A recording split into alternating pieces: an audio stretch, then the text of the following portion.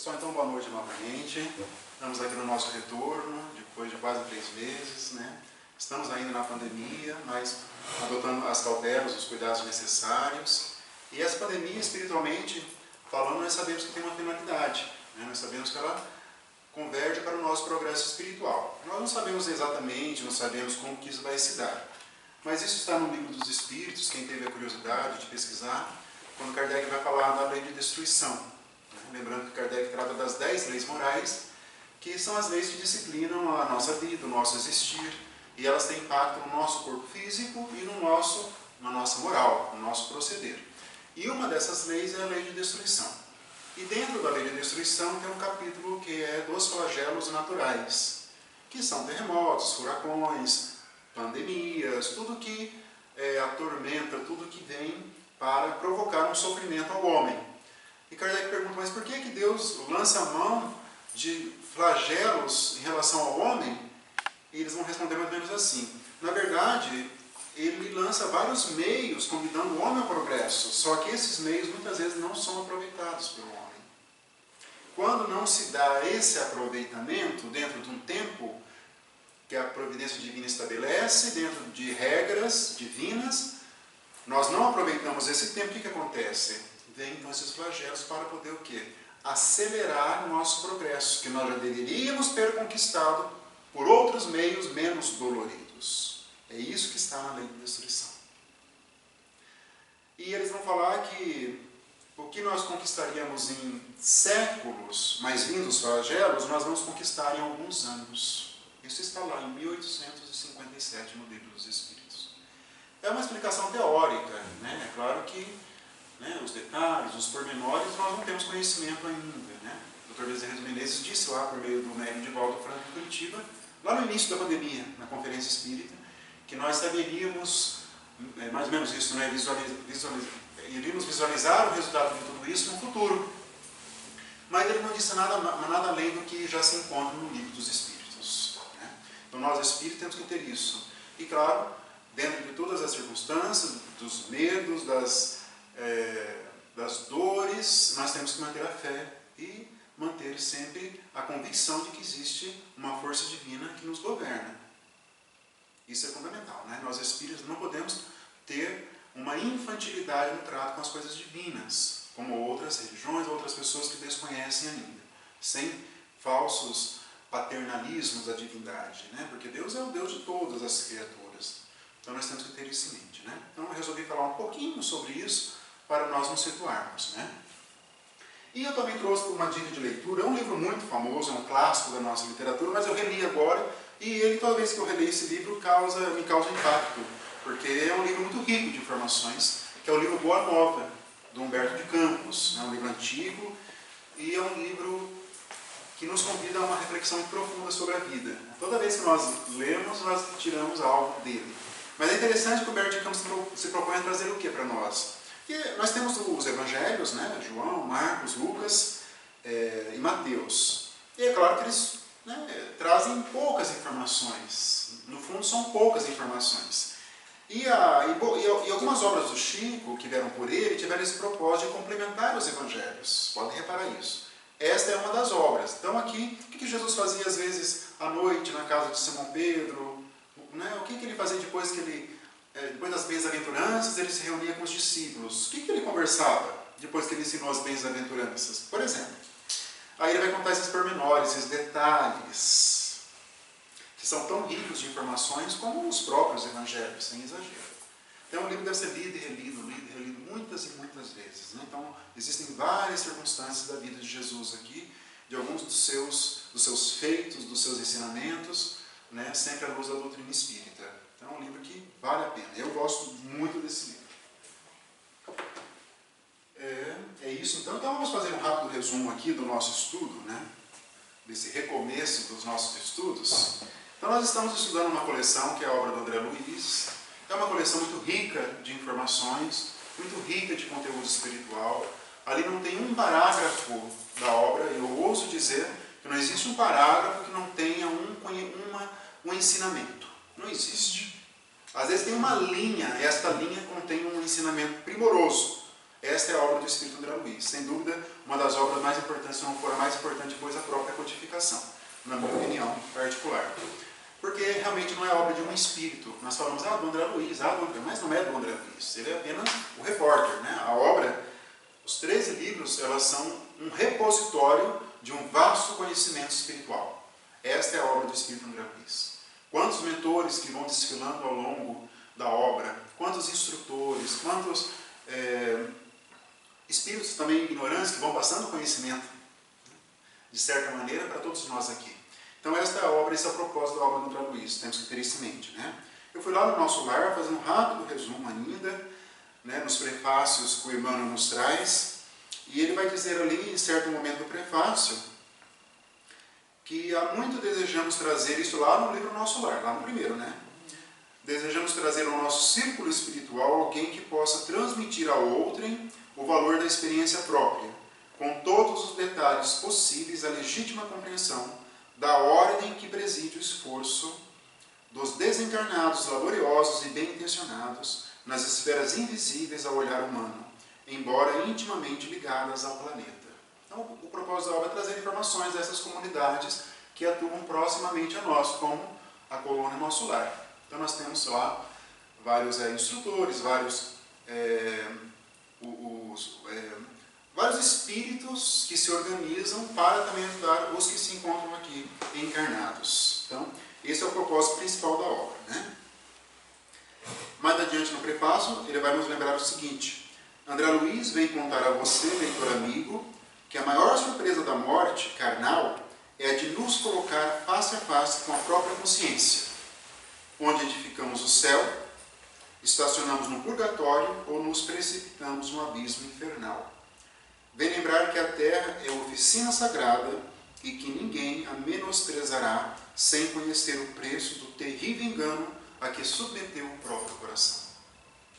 Nós não estamos aqui a passeio, nós não estamos aqui num deleite, e sim para a conquista de valores espirituais. E isso vai requerer esforço e dedicação da nossa parte, né? Guarde a experiência dele no livro da alma. Ela diz a experiência bem alto, que não basta a criatura pegar-se à existência humana, mas precisa saber aproveitá-la dignamente, e que os passos do cristão, em qualquer escola religiosa, devem dirigir-se verdadeiramente ao Cristo. E que em nosso campo doutrinário precisamos em verdade do Espiritismo e do espiritualismo, mas muito mais da espiritualidade. A espiritualidade é uma conquista daquilo que nós fazemos com a religião. No meu canal, que é canal Pro Espírito, eu coloquei, com base nessa fala do Emmanuel, do Espiritismo para a espiritualidade. Porque o Espiritismo é só um caminho, a espiritualidade é o nosso objetivo. Todas as escolas religiosas, elas também vão convergir para a espiritualidade. Todas elas. Mas a maneira de como é feito depende de nós, do nosso relacionamento com a religião, com esse conhecimento, né? Aí vamos ver então no Nosso Lar uma descrição da rotina de uma colônia espiritual. É um livro muito inovador, porque até então nós não tínhamos tanto conhecimentos de colônias espirituais, de comunidades espirituais, como nós temos a partir do Nosso Lar. E ali tem toda a descrição da própria vida dele mesmo, da surpresa do André Luiz ao chegar lá, encontrar uma estrutura muito maior, a saudade dele com os filhos, depois a surpresa que a esposa já havia casado, mas ele compreendeu que realmente a vida continua, não é aquele mundinho onde ele se encontrava. Então, esse é o propósito. Ali inicia a obra do André Luiz.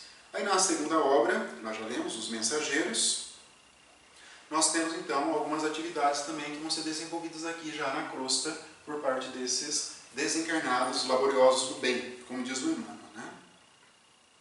E ele diz assim lá no Emmanuel, no prefácio do Os Mensageiros: a obra de André Luiz é endereçada aos estudiosos devotados à construção espiritual de si mesmos. Que todos nós aqui, onde nos encontramos, temos esse propósito, né?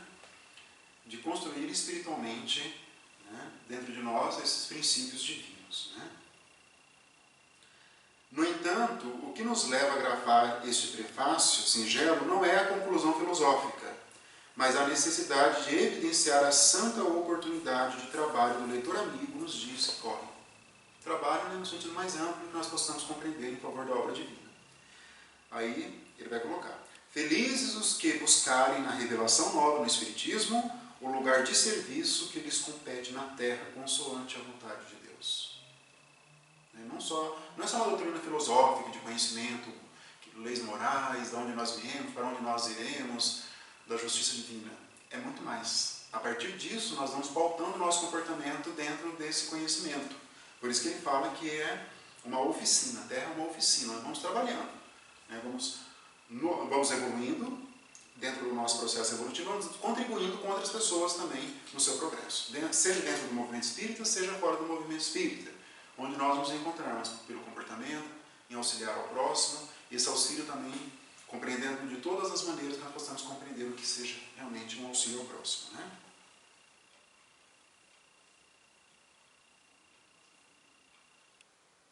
Se procuras, amigo, a luz espiritual, que é o que nós estamos procurando, se a animalidade já te cansou o coração, só a transformação de ti mesmo, a luz da espiritualidade superior, te facultará acesso às fontes da vida divina. Só esse esforço. Aí na obra seguinte, o livro Missionários à Luz, nós já vamos ter então um aspecto mais aprofundado da atuação desses espíritos. Ali juntamente, nós já falamos, né? O livro Missionários à Luz, a riqueza que vai ser ali explicado, os bastidores do que acontece dentro de uma casa espírita, além de outros acontecimentos, mas ali o foco é esse. Então, durante uma reunião mediúnica, o que acontece? Durante uma palestra pública, o que acontece? No passe, os espíritos mais, com categoria espiritual mais elevada, são destinados ao passe. Porque a transmissão dos fluidos requer todo um aprimoramento espiritual. Nós sabemos disso, né? Quanto mais vamos evoluindo na moral, mais nossos fluidos vão se qualificando para ajudar o próximo. Não estamos falando de mediunidade, todos temos fluidos, né? O trabalho do passe é uma coisa, o trabalho mediúnico é outra coisa. Qualquer pessoa tem condições de dar um passe. Mas os espíritos que vão auxiliar a câmara de passe são os de maior categoria espiritual. Isso está no livro Missionários à Luz. E vai falando, né? Vários acontecimentos. O caso do Raul, que lembra que matou uma pessoa, depois o arrependimento foi tão grande que veio cometer um suicídio, foi resgatado, né, lá no matadouro, os animais, o sangue, aquela cena, enfim, e o livro vai se desenvolvendo até o final, né, dentro dessa ideia do que acontece dentro de uma casa espírita. É um manual, como se poderia se chamar Manual de uma Casa Espírita, o livro Missionários à Luz. Na minha opinião, muito particular, é o livro mais profundo da coleção dele, na minha opinião. O Alexandre, né, o escritor Alexandre, é simplesmente, só de falar já me arrepia, ele é extraordinário, é um espírito de altíssima envergadura espiritual.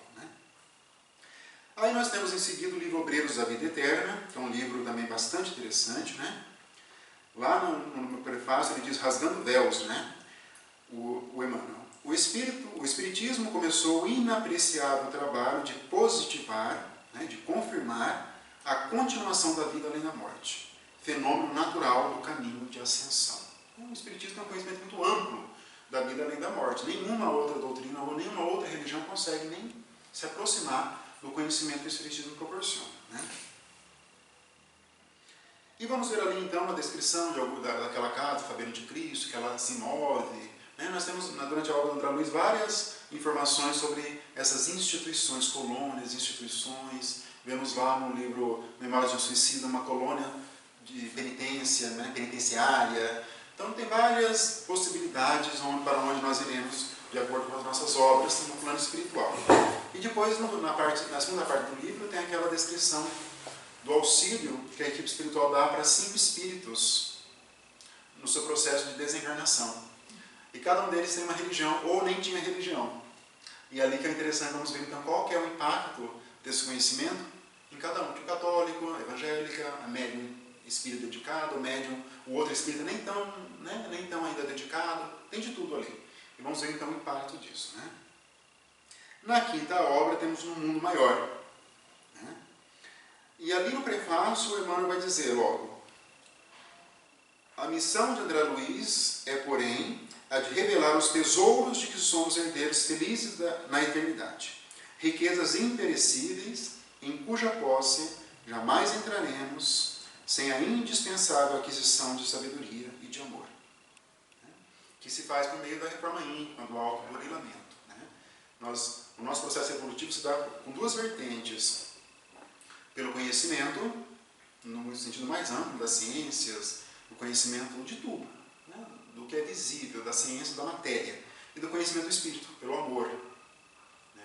O mais veloz é pelo amor, esse é o mais veloz. Né?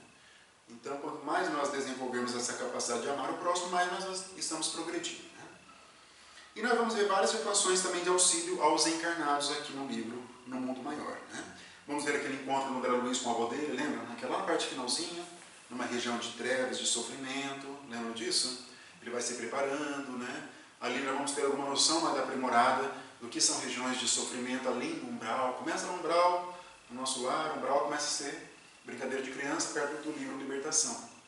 Né? O umbral é uma região ainda mais de indecisos, ainda de sofrimento, mas de indecisos ali, né? Hoje, nós já vimos no nosso último encontro, vamos relembrar aqui, que eles estão numa cidade espiritual, na libertação, que é bem mais estruturada, voltada para a prática do mal. Né? Mas nós já tínhamos informações em algumas nas obras anteriores, e principalmente na obra No Mundo Maior, que eles falam nas cavernas, né? Lá tem aquele cabelo, no limiar das cavernas. Né? Então são regiões mais do submundo espiritual. E finalmente nós agora estamos então no livro Libertação. Né? Vamos lembrar que o livro Libertação é o primeiro livro também que nos trouxe informações mais detalhadas do plano espiritual inferior, por assim dizer. Né? Então alguns estudiosos dividem o plano espiritual, né? Já falamos algumas vezes aqui, né? Começando lá do plano mais inferior, chamado abismo, depois chamado, logo o seguinte, trevas, e depois da crosta, onde nós nos encontramos aqui. Logo em seguida, umbral, que começa na crosta e se estende, se projeta. Difícil falar para cima tal, porque, né? Estamos, né? Alguns pensam que não, mas a Terra é redonda. Né? Então, se projeta, né? Vai se projetando. Aí temos esse plano do umbral. Lembrando que a coluna solar fica onde? Fica no umbral. Por incrível que pareça. Né? É uma informação, né? No começo eu ficava assim, estarrecido. Como é que pode a coluna se situar no umbral? E se situa no umbral. Um umbral mais elevado. Alguns subdividem o umbral. Umbral médio, umbral grosseiro, umbral superior. Aí acima do umbral nós temos uma outra região, que alguns chamam de ciência e filosofia, mais ou menos assim, de conhecimento. Temos poucas informações sobre isso. Depois temos uma outra região chamada amor, salvo engano, alguns chamam, cada um vai dar a sua denominação, amor fraterno, amor universal. Né? Talvez ali, que aquele Asclépios, lembram? Asclépios lá do Obreiros, talvez ali que ele habite. Eu li no livro isso, talvez. E temos a última mais superior, que chama-se diretrizes planetárias. Uma região onde não temos quase nenhuma informação. Talvez dali que Jesus, não que ele tenha residência, nós não sabemos como isso funciona. Mas talvez dali que ele dá as suas diretrizes. Né? Aqui nós estamos falando de um plano abaixo do umbral no livro Libertação. Né? Provavelmente situado no que se chama de trevas, né? Abaixo. Né? Abaixo. Aí nós vamos só relembrar, né, que é importante, essa questão do prefácio, né, da lenda do peixinho, a lenda egípcia do peixinho vermelho, é excepcional, né? É de um simbolismo, né, excepcional, né? Aquela lagoa no jardim bonito, um lago, e o peixinho ele não se contentou com aquilo, queria saber mais, ele começou a estudar ali, né, o lago, ele viu que tinha lá uma saída ali, e conseguiu, perdeu escamas, né, sofrimento, que isso é o processo evolutivo nosso. Né? Aí chegou a um rio, viu outros peixes que ele não conhecia, ele continuou a marcha, foi até o mar. Aí era uma explosão de vida, de possibilidades. E resolveu então, e viu que havia outros como ele. Ele se sentia meio sozinho lá. Aí ele resolveu voltar para contar para os amigos, né, que existe uma outra realidade melhor, mas para conquistá-la, eles deveriam, né, ser mais comedidos, porque eles comiam muito, né, no lodo, né, tem toda uma simbologia, né, mas eles deveriam ser comedidos, equilibrados e fazer um esforço próprio. Aí falaram que não existia vida além daquilo, só tinha aquele lago, né, acabou sendo repudiado, né, esse peixe. E o Emmanuel vai dizer que esse peixe é como mais ou menos o André Luiz, que devemos contar então, realmente, este mar que existe aí, né, após esse mundo onde nós nos encontramos aqui ainda muito pequeno. Né?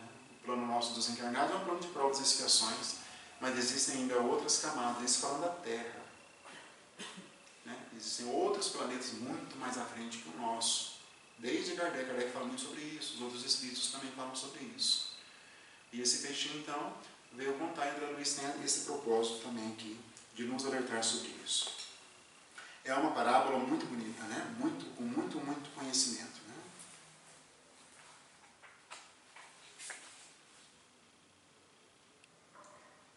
Encantado com as descobertas do caminho infinito, realizadas depois de muitos conflitos no sofrimento, volve aos recôncavos da crosta terrestre, anunciando aos amigos companheiros que, além dos cubículos em que se movimentam, resplandece outra vida, mais intensa e mais bela, exigindo, porém, acurado aprimoramento individual, para que a travessia da estreita passagem de acesso às claridades da sublimação.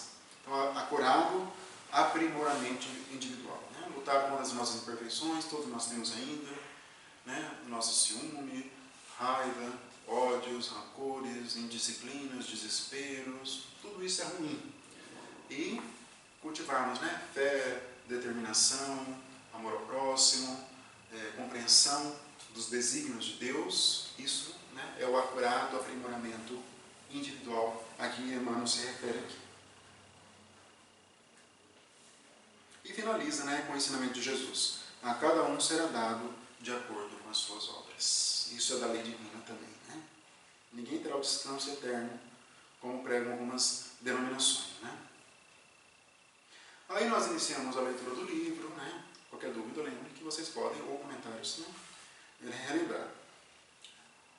Começa ali a obra, né, com um discurso, né, uma palestra do ministro Flacos. Aí aparece o instrutor Rúbio. Né? Eles começam a conversar ali mais ou menos sobre a missão a que eles estavam se propondo. Uma missão complexa aqui, que é um trabalho vasto de desobsessão, no fundo. Né? E nós vamos ver, então, quem lê só Kardec, só o livro dos médiuns, lá vai falar obsessão simples, obsessão, fascinação, obsessão simples e subjugação, de acordo com o nível. Né? Obsessão simples, o médium sabe, no caso ele está focando ali na mediunidade. Ele sabe que está sendo influenciado por um mau espírito.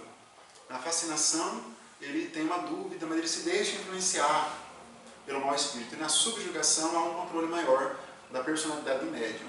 É bem simplória a definição de Kardec, totalmente correta, mas é algo principiológico. Né? Ele vai dizer que o livro dos médiuns é uma introdução ao estudo da mediunidade, próprio Kardec. Mas vamos ver agora aqui, nesse livro, que a obsessão, né? O que é a obsessão? Né?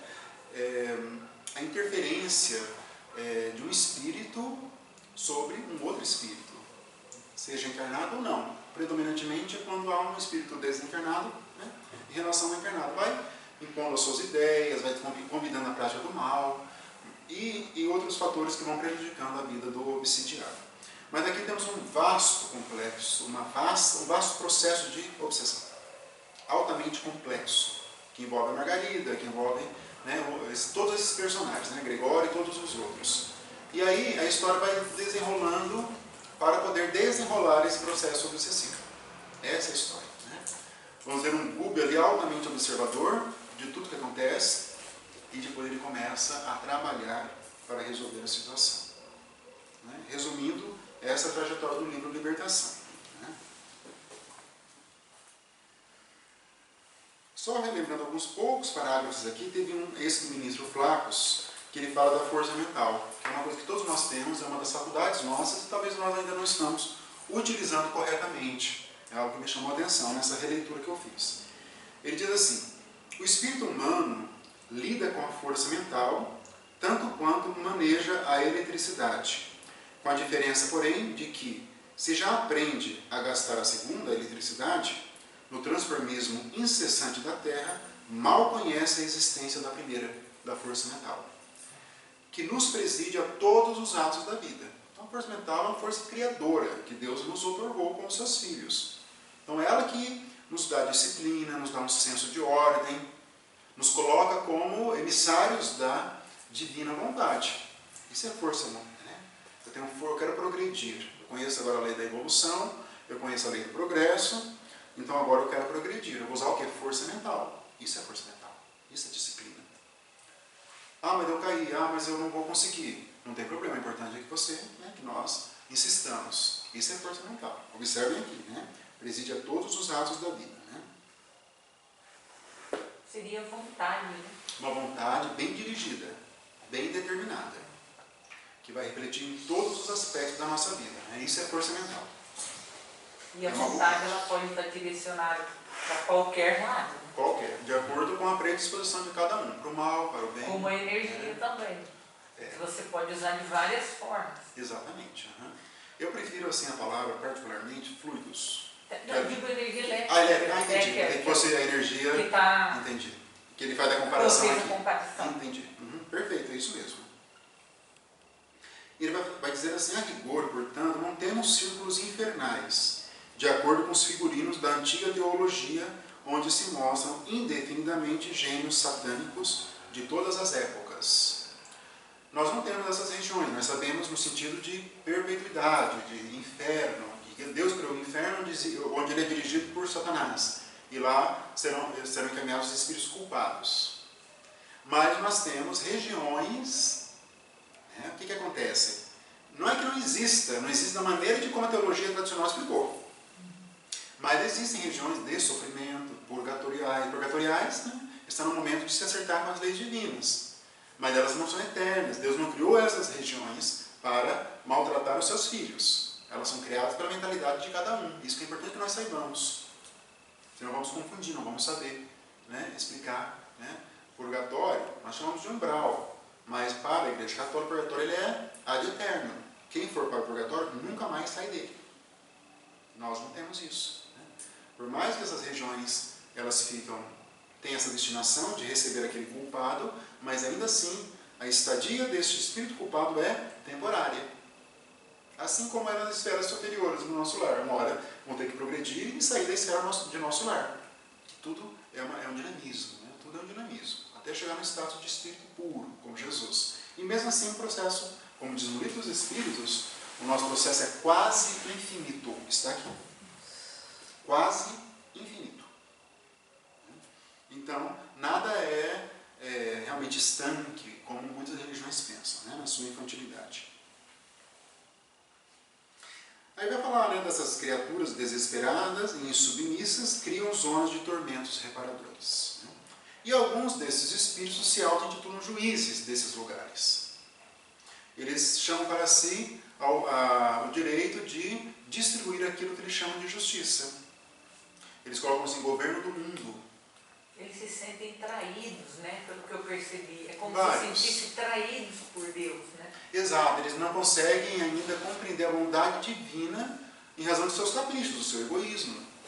Saíram da esfera da animalidade, mas eles seguem ainda querendo que as suas vontades sejam as soberanas. Quando a única vontade soberana é a vontade de Deus, não existe outra.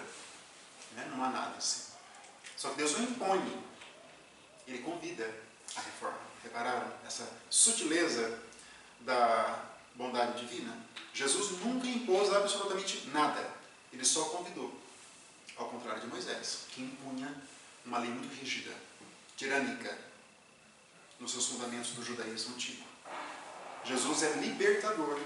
Ele vai convidar a praticar o amor ao próximo, vai convidar a sermos mais disciplinados, vai convidar-nos a entender o sofrimento, vai convidar-nos a entender a nossa vida, mas ele jamais vai impor. Quando ele retorna em espírito, ele foi crucificado, ele desencarna, ele retorna em espírito. Ele foi atrás dos algozes dele, Jesus? Eu quero vingança. Nada, pelo contrário. Ele foi lá com os apóstolos, Maria Madalena foi a primeira que o viu, ali logo no sepulcro. Depois ele se reuniu com os apóstolos em espírito. Aí Paulo de Tarso começa a perseguir, 5 anos depois, persegue os cristãos, leva Estevão ali para o tronco, ele é apedrejado, Estevão morre, primeiro mártir, outros começam a morrer, Tiago, o apóstolo, em seguida já é morto também, e aquela degradação, e Paulo conduzindo, Jesus vai lá e fala, Saulo, Saulo, por que me persegues? Tantas almas, entenderam? Saulo, que absurdo é esse? Está matando as pessoas? Está matando meus filhos? Não, Saulo, por que me... A bondade, né? A maneira de como o bem atua é uma maneira de convidar, nunca é de impor. Esses são tirânicos. Eles só vêm do lado da justiça. Lembra o nome do espírito que se auto-intitula o governador da cidade estranha? Lembra o nome dele? O grande juiz. Grande juiz. Então eles vão mencionando justiça, né? Só eles seriam os responsáveis por aplicar a justiça. Não conseguem compreender, né, que na verdade eles são também submetidos a outra justiça, muito superior, que é a justiça divina. E olha que interessante, né? Salvo as proporções, eu, por exemplo, que muitos anos não acreditava na bondade de Deus, nem na existência, meu apelido na faculdade era justiceira, porque é isso mesmo. Sim. Porque quando você tem um senso de justiça e acha que a coisa está bagunçada, a tendência é fazer com as próprias mãos. Sim, exatamente. E não acreditar que existe um Deus. Que existe um Deus. Mesmo bem intencionado. Sim. É um perigo isso, porque como era o líder, né, lá era uma pessoa que dedicou a vida para o bem, entre aspas, né? E se sentiu, e viu que e se enganou. Sim. É que só vamos caiu numa ignorância, vamos dizer.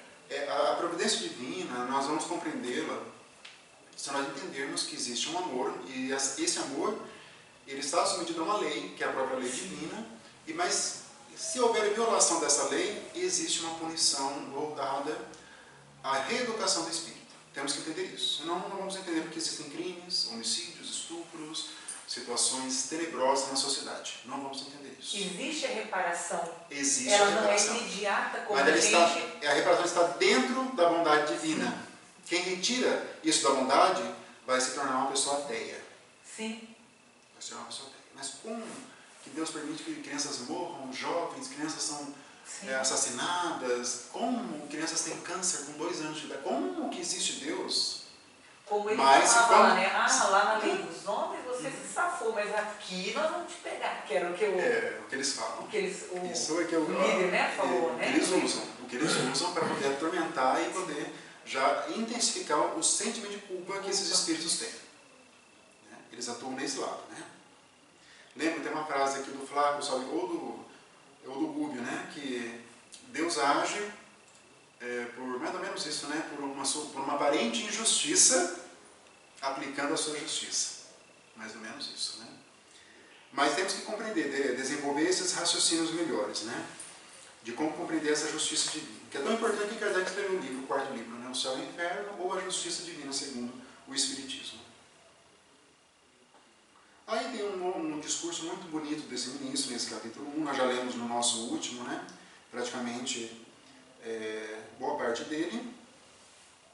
Ele vai dizer então de tudo isso. Aqui, ó, encontrei a frase. Funciona a justiça através da injustiça aparente, até que o amor nasça e redima os que se condenaram a longas e dolorosas sentenças diante da boa lei. Eles se autocondenaram.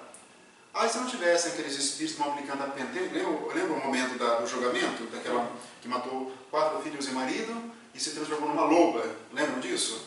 E se não tiver, ele falava, você é uma loba, você não passa disso. Ele estava intensificando, por meio da hipnose, o sentimento dela de culpa.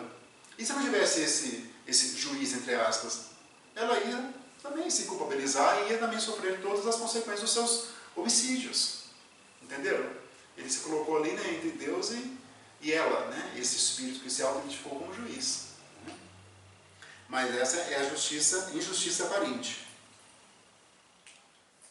Logo no capítulo seguinte, né, a palestra do instrutor ali, aí também tem a apresentação dos personagens, né, André Luiz, o Gúbio e o Eloy, lembram, né? O Eloy é importante porque vai ter o irmão dele lá na frente, né?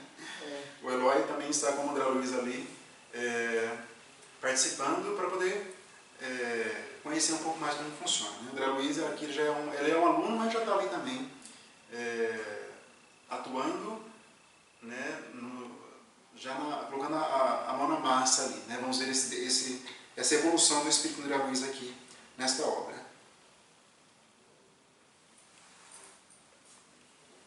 Tem lá uma longa palestra do Gúbio, nós já lemos nesse capítulo 2. Vamos passar aqui, só para relembrarmos. Aí começa o 3, entendimento, né? Aí começa a falar do caso Margarida, que foi a filha de Gúbio, de outras encarnações, e depois o Gregório, que é o filho espiritual da Matilde. São esses personagens. Temos que ter Gúbio, a Margarida, a Matilde e o Gregório. A Matilde está num plano muito superior. Ela não vai descer, ela usa do Gúbio para poder chegar até o filho. Essa é a lógica. Assim funciona também uma das leis divinas. Os grandes espíritos podem até, se eles quiserem, mas eles se usam de outros menores. Os espíritos batedores, lembram aqueles que fazem assim? No começo lá das reuniões mediúnicas, não eram espíritos destacados espiritualmente.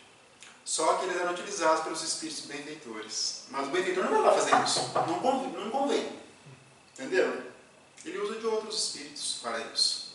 E a Matilde se utilizou do Gúbio para poder chegar. É interessante porque até dá oportunidade dos outros espíritos cooperarem, lembra? Né? Lei da cooperação. Essa lei é explicitamente também falada. Não é porque estão com preguiça. Não. É para oportunizar o que é possível para nós. Exatamente. E o Gúbio falou que poderia fazer tudo isso sozinho, mas ele deixou o Eloy e o André Luiz participarem. Lembra disso também? Sim. Ele deixou, ele permitiu. Mas a Matilde ela realmente era um grau tão destacado que ela precisou de médiuns de efeitos físicos para poder se comunicar, como Asclépios. Que já era. Aí vamos relembrar que a mediunidade, quando nós estudamos só Kardec, nós vamos limitando geralmente a concepção de que um espírito desencarnado se comunica com o encarnado. Essa realmente é a noção preliminar. Mas essa noção vai evoluindo. Porque vamos descobrir que a mediunidade, no fundo, ela é uma faculdade de todos os espíritos, seja encarnado ou não. E que, no fundo, ela é uma faculdade que permite que espíritos em ambientes fluídicos diferentes se comuniquem uns com os outros. Entenderam? Nós estamos em um ambiente fluídico diferente, então para nós nos comunicarmos com os desencarnados tem que ter um médium.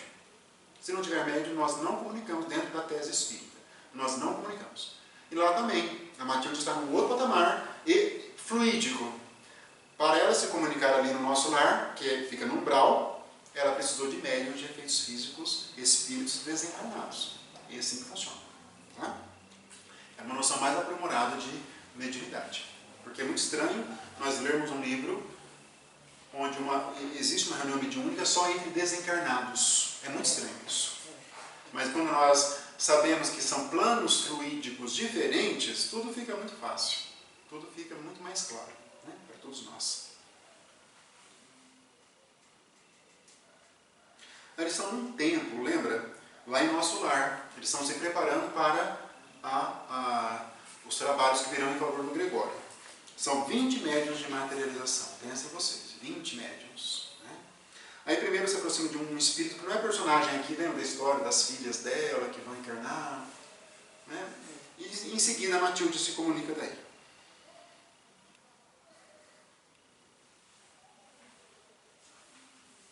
E ela vai falar do Gregório, Já falamos que eu li comentários, já vi pessoas do meio espírita falarem que Gregório é o Gregório IX, um dos papas da Igreja Católica. Esse Gregório aqui. O Chico teria dito isso verbalmente, para pessoas mais próximas. Mas são só comentários, não temos certeza absoluta disso. Mas tudo indica, pelo estilo, pelas vestimentas dele, tudo indica que sim. E ela diz assim, internado em perigosa organização de transviados morais, especializou-se depois da morte em oprimir ignorantes e infelizes. Atualmente desempenha a função de grande sacerdote em mistérios escuros. Esse é o próximo curso do Bem. Mistérios. Vamos preparar vocês para os mistérios escuros. Isso, claro, tem a ver muito com a manipulação dos fluidos que existem no plano espiritual inferior. Chefia falange de centenas de espíritos destinados ao mal, mas mostra rudimentos de transformação, porque duvida da vitória do mal e abriga interrogações. E aí foi o ponto que a Matilde encontrou para poder chegar até o filho. Ele já está mais impertigado, não está mais confiando tanto no mal como ele já confiou um dia. E aí ela viu essa brecha, e aí os planos foram traçados com Gúbio. E ela diz, na pauta do julgamento humano comum, meu filho espiritual será talvez um monstro. Para mim, contudo, é a joia primorosa do coração ansioso e enternecido. Como é, o amor divino, por meio das mães, é impressionante, não é? Impressionante. Né? E ela diz, né, que vai reencarnar como mãe dele e que ele receberá a prova perigosa e aflitiva da riqueza material. No começo da encarnação. Depois de anos de sofrimento, receberá a deserção dos falsos amigos, o abandono, a miséria, a enfermidade, a velhice e a solidão. E termina, né, pedindo a ajuda do Gúbio, né, na zona abismal. Ela já traçou, né, um roteiro ali do resgate do Gregório e ainda a futura encarnação dele. Até o finalzinho. Já passou ali 200 anos. 200 anos, né? Então aí é nesse caso que não existe assim, o espírito fazer a programação dele. Existe quando ele está preparado e tem capacitação para isso. Ele pode sim traçar o seu roteiro. Mas a maioria dos casos... Então, né? por exemplo, antigamente o que eu conhecia era que todos os espíritos faziam. Sim. A programação, mas nesse caso... Não temos regras gerais, não tem como. Não. Cada caso é um caso. Muitos dependem de outros espíritos, para tudo. Outros parcialmente. Lembra aquele departamento lá do Missionários da Luz? Antes da reencarnação do Segismundo, André Luiz passa um tempo lá no departamento para estudar. Aí tinha um espírito mais evoluído, que era um completista. Ele estava escolhendo ali todo o roteiro dele. Já alguns outros não, nem têm condições. Escolhem uma parte, os medianos, por assim dizer, e uns que desconhecem. Vamos ver espírito ali no livro E a Vida Continua, que é o último livro, que ele desencarna, ele acha que se encontra no hospital psiquiátrico, ele volta a encarnar, sem saber que esteve desencarnado. Não tem conhecimento. E conversa, não é um espírito desequilibrado, não, conversa, normal. Mas espiritualmente ainda ele é muito limitado. Aí ele precisa da ajuda de todos os espíritos para poder planejar a sua próxima encarnação. Então não existem regras absolutas, né, de acordo mesmo com o progresso de cada espírito. É igual esse, ela planejou tudo para ele, Tudo pra mas ele. ele pode simplesmente desistir no começo da encarnação dele, ele já... É claro que ela diz um plano, mas ele vai ser resgatado. Lembra do Memórias de um Suicida? Ele foi resgatado. Alguns ali queriam encarnar rapidamente e foram, reencarnaram. Outros não, outros quiseram visitar a família, mas não deveriam, mas voltaram perturbados. Lembra? É tudo Memórias de um Suicida. Cada caso vai ser um caso, né? Mas realmente vai depender muito da capacidade espiritual de escolher o seu plano, né, de encarnação. Aqui a Matilde já está coordenando aqui, né? Antes que eu me esqueça, oi? E pelo que eu percebi até agora na obra, tanto a encarnação como a desencarnação são muito diferentes de uma pessoa para outra. Muito. Não tem igual. Não tem igual. Não existem duas iguais, está no livro Obreiros. Olha Não tem duas desencarnações iguais. Se tem um avião que cai com 150 pessoas, cada uma vai ter um impacto no retorno ao plano espiritual. Ali podem ter pessoas criminosas ali dentro, ali pode ter uma pessoa dedicada ao bem. Tem de tudo. Aí, né, o avião caiu. Como que vai ser? Uma vai ali demorar alguns minutos e já vai saber. A outra vai ficar imaginando que se encontra ainda. Outra vai para a ilha de Lost. Vai ficar lá no avião, né? Então tem de tudo, né? Então cada caso é um caso mesmo, né? Até no terra e o céu tem ali a criança reencarnando. Então a criança é criança ainda espiritual. Não tem ainda, né? Pelo que eu entendi, é conduzida. Quanto às crianças, né? Nós vamos ver isso no próximo livro, né? Entre a terra e o céu. Como funciona a questão das crianças no plano espiritual, que é um assunto de muita divergência no nosso movimento espírita. Isso é muito divergente no movimento espírita. Mas esse livro é um dos melhores que vão falar desse tema. Né? Mas antes que eu me esqueça, eu tinha falado para vocês que o livro do Espírito Manuel Filomeno de Miranda, esse livro aqui, Trilhas da Libertação. Reparem, né, a sutileza, mas isso é uma interpretação minha. Né? O nome do livro, Libertação. Esse, Trilhas da Libertação. Mas nesse livro aqui, eu trouxe aqui um parágrafo que eu vou ler para vocês. Não é a história principal do livro, é só um apêndice bem secundário. Mas eu vou ler. Esse livro é de 1996, salvo engano. 1996, né? Libertação de 46. Isso, deixa eu ver. 49, Libertação. Esse é de 96, né? Deixa eu ver.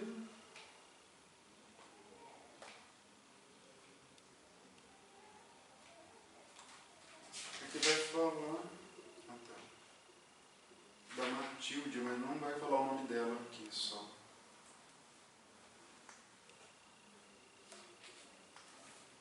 Só um minuto.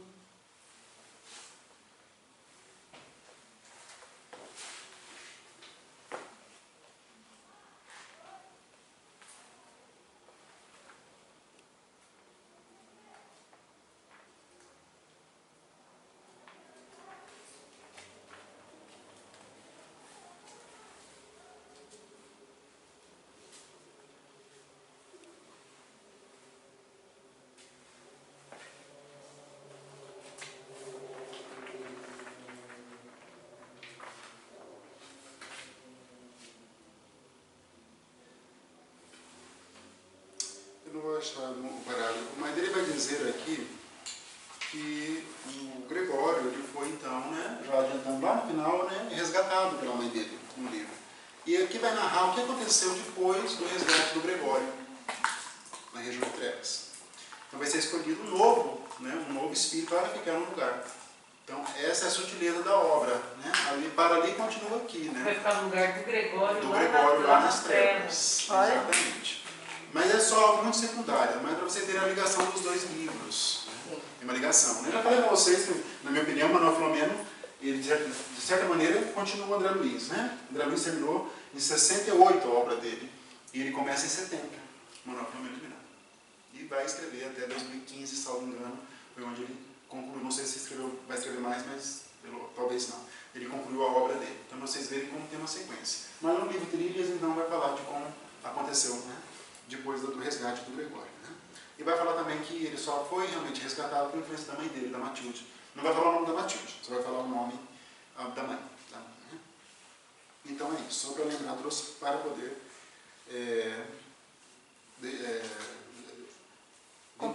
vincular essas duas obras, exatamente isso. Aí eles vão numa cidade estranha, chegam lá na Jalemos também, né?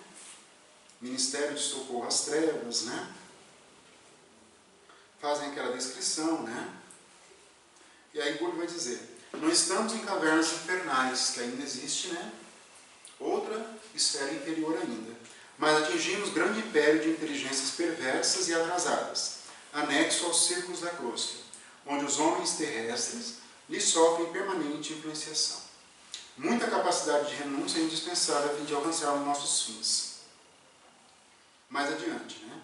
A cidade é governada por um espírito que se autodenomina grande juiz, assistido por assessores políticos e religiosos, tão frios e perversos quanto ele mesmo. Grande aristocracia de gênios implacáveis aqui se alinha, senhoreando milhares de mentes preguiçosas, delinquentes e enfermiças. Então ali o próprio Gregório é só um assessor, um sacerdote, não tem nenhum poder muito grande ali não. Existem outros muito mais que se sentem, né, e vamos dizer aqui, recolhem mais poder do que o Gregório. O Gregório é secundário, perto dessa estrutura de poder dessa cidade aqui. Tá?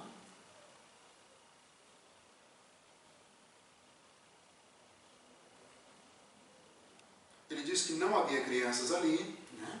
Isso é um fato. E aí é o encontro com o Gregório, né? O Gulliver diz que vem em nome de certa mensageira de nome Matilde, né? E quando ele viu Matilde, ele estremeceu. Até ele, né? Ele ficou, né? Mas ele não se deu por vencido ali, né? Como diria minha avó. Né? Ainda ele não se deu por vencido ali, né? Ficou meio assim, né? Ele fala, não sei quem seja. E o vínculo deles, dos dois, é de séculos, né? De séculos, né? Tem os serviços nos mistérios, ele fala, né? Então amanhã serão levados aos setores de seleção antes de serem admitidos ao meu serviço. Não sabia o que era Gregório exatamente a vinda do Gulliver. O Gulliver tinha, lembra, transformado o perispírito dele para ficar bem grosseiro. Até aquele momento da prece lá, adiante, ele vai, né, ali, vai sendo um jato de luz ali, né? E destruir essa parte mais grosseira, né? No capítulo seguinte tem o julgamento dos culpados nas trevas. Esse julgamento é esclarecedor, é perturbador, esse julgamento que é feito lá. Né? E existem também outros, na obra do Manuel Filomeno de Miranda, tem outros também julgamentos desse mesmo estilo aqui. Né?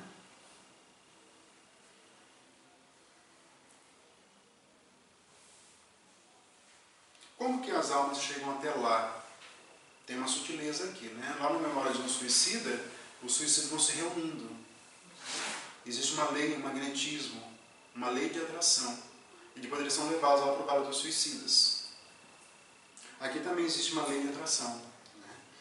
Quando a pessoa desencarna, como que ela vai ser levada? Isso é uma questão de afinidades. Ela vai automaticamente procurando essas regiões.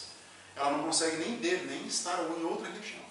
Isso porque o perispírito ele é extremamente ainda grosseiro, né? Nós sabemos que o perispírito vai refletir as conquistas espirituais. Se não há conquistas espirituais, ele é grosseiro. Tem que ir para baixo. Uma questão mesmo de vibração.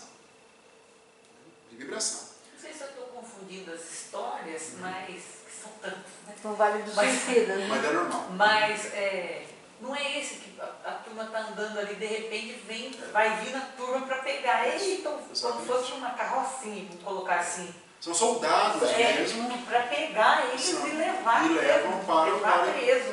Mas esse trabalho já é feito por ordem de espíritos superiores. E é nesse livro mesmo, né? Memórias Estou misturando. Não, Memórias do Memórias do Suicídio. E daí tem a cidade própria lá. Os servos da Legião de Maria. Servos da As Legião de Maria. tabernas lá. Lembro da flâmula? Tem uma flâmula, né? Servos da Legião que eles levam uma Sim, flâmula. nem eles, né? Servos, né, da Legião de Maria. Então já é uma determinação. Só estar lá sendo levado já estão sendo objeto de atenção dessa colônia, né? Dessa colônia gerida pelos servos da Legião de Maria. Né? Assim que funciona. Mas existe então essa força de atração. Né? É imperioso reconhecer, porém, que a maioria das almas asiladas nesse sítio vieram ter aqui obedecendo a forças de atração. Né? Aí eles iniciam o julgamento, né? Aí ele vai dizer assim nos juízes. Primeiro que eles chegam lá de maneira bem para assustar, né? Eles chegam numa nuvem e aparecem lá assim. Né? É tudo um show, né? Eles conhecem, né? O magnetismo, conhecem os efeitos. Decoração. E aí eles já chegam para assustar ali os espíritos que se encontram ali. Né? Eu achei interessante que nessa parte, quando eles chegam, eles têm, os juízes, né? Eles têm aqueles servos que seguem na frente, segurando uma espécie de um machado, alguma coisa assim. E no livro ele cita o termo. Eu falei, meu Deus, que termo que é esse? Deixa eu procurar na internet. Aí eu fui procurar, apareceu exatamente a figura dessas pessoas que iam à frente dos juízes. Isso é estudar, hein, na aula. Tipo os batedores, assim, né? É como se fossem os batedores, mas com aquelas roupas assim, romanas e tudo mais, aquelas túnicas e com esses machadinhos, esses... Sim, entendi. Perfeita foto, assim, sabe? Meio para A impressionar, gravura, né? É um símbolo de quem aplica a justiça, pelo visto, algo assim, né? Entendi.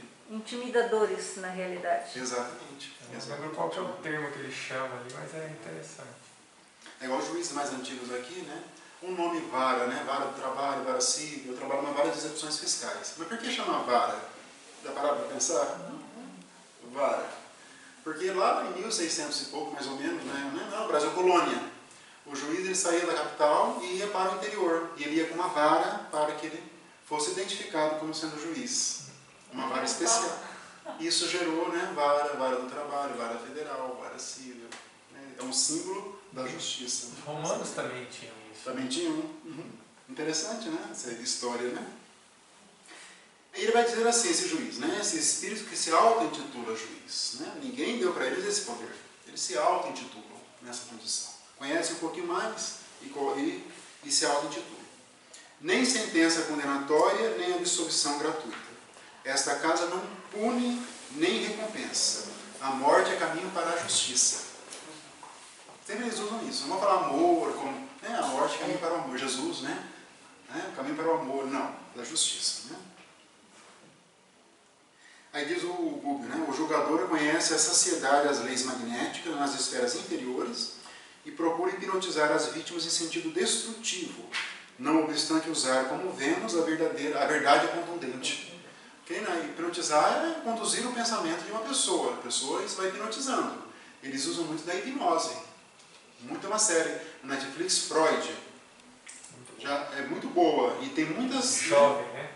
Sim, vai falar muita coisa de hipnose. Freud estudava a hipnose. Né? Só que a hipnose não é essa hipnose, mas a raiz é a mesma. Né? É conduzir uma pessoa numa ideia fixa. Isso é hipnose. E lá tem muito sobre isso. Né? Os espíritos inferiores usam muito a hipnose. Muito, muito, muito. nome aqui é lictores. Lictores. Lictores. Aí tem essa mulher que nós já falamos, né? Que ela teria matou, né? 4 filhos e um marido. Realmente uma pessoa que se desviou grandemente da lei divina. Aí ele vai hipnotizando, né? Você não passa de uma loba, que chama, lembra o nome disso? Zoantropia. Mas quando é de loba, é um nome próprio, chama licantropia. Licantropia. Então essas lendas de lobisomens, se realmente uma pessoa viu, tem muito a ver, né, com essas transformações. Algumas obras vão dizer realmente uma transformação. O perispírito, nós vamos lembrar que ele tem essa plasticidade. O que é a plasticidade? Ele vai se amoldando ao pensamento, à força magnética do pensamento de cada um. Entenderam? Então alguns, né, os suicidas, dispara na cabeça, aquela cabeça fica sangrando 24 horas por dia no vale. Por quê? Porque a força mental criou um estado perene que se vinculou ao seu suicídio. E assim vai em todos os acontecimentos. Oi? Cristaliza o pensamento naquele momento do suicídio. Aqueles que se jogaram no trem, lembram? São os mais, né, desequilibrados. Eles se veem, o trem fica chegando todo momento. Retalhados. Aí o Camilo Castelo Branco vai dizer que ele não sabia se era pior os gritos de horror, o sofrimento ou as imagens fluídicas que eram projetadas. Todos viam, porque também o ambiente fluídico. Então a força mental é muito grande.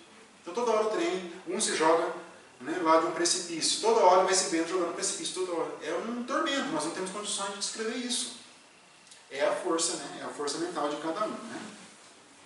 E ele vai falando, você é uma loba, e ela já tem culpa, porque agora ela se deu conta que ela está desencarnada, que ela matou 4 filhos, matou o marido, ela se deu conta que ela tem que se acertar com a lei divina.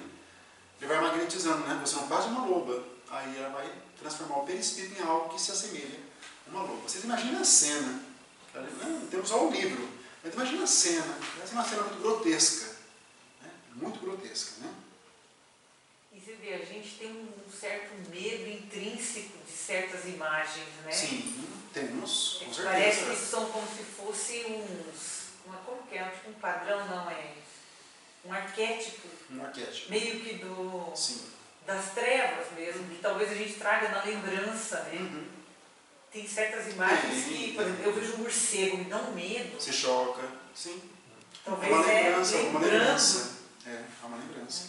Mas isso se resolve mesmo com uma força mental, com uma racionalidade. Né? Esses medos, né? É engraçado que nesses livros de passe, né, quando eles começam a falar, alguns falam, né, de formas, pensamentos, essas coisas, e até a pessoa, quando ela começa a se sentir doente ou ficar mal, ou ter pensamentos negativos, ou a pessoa age na maldade, os espíritos, ou os médiuns, quando os veem, né, essas pessoas, elas transfiguram no perispírito dela exatamente esses objetos que ela sente mais medo. Alguns têm morcego, outros têm larvas, outros têm insetos. Verdade. Enfim, ou seja, aquela cena tenebrosa, né? Sim, é verdade. Uma multiplicidade mesmo de possibilidades. Né? Eu lembro de um livro do Manuel Filomeno de Miranda, acho que agora não vou lembrar agora, foi muito tempo que eu li. Mas tinha um espírito numa reunião mediúnica que estava, ele modificou o perispírito para o ser das memórias, né, de um demônio com cauda e chifres, para amedrontar. Vermelho, com caudas e chifre. Igual nós vemos nos filmes americanos e tudo mais. Mas daí ele foi ali doutrinado, né, foi esclarecido, aí de repente parte esse perispírito e cai as partes assim e ele volta àquela forma normal antes dessa transformação de chifres e tudo mais. E muitos se usam disso para amedrontar os outros espíritos. No livro do irmão Jacó, que é o Voltei, ele diz lá, ele passa por uma região, ele viu seres monstruosos, ele vai dizer assim, que a mitologia grega é mais ou menos isso, né? É uma brincadeira de criança perto do que ele viu ali, das formas monstruosas do perispírito. Então, ele realmente é muito plástico. E ele vai ali alterando, né? Alterando de acordo com a vontade do espírito.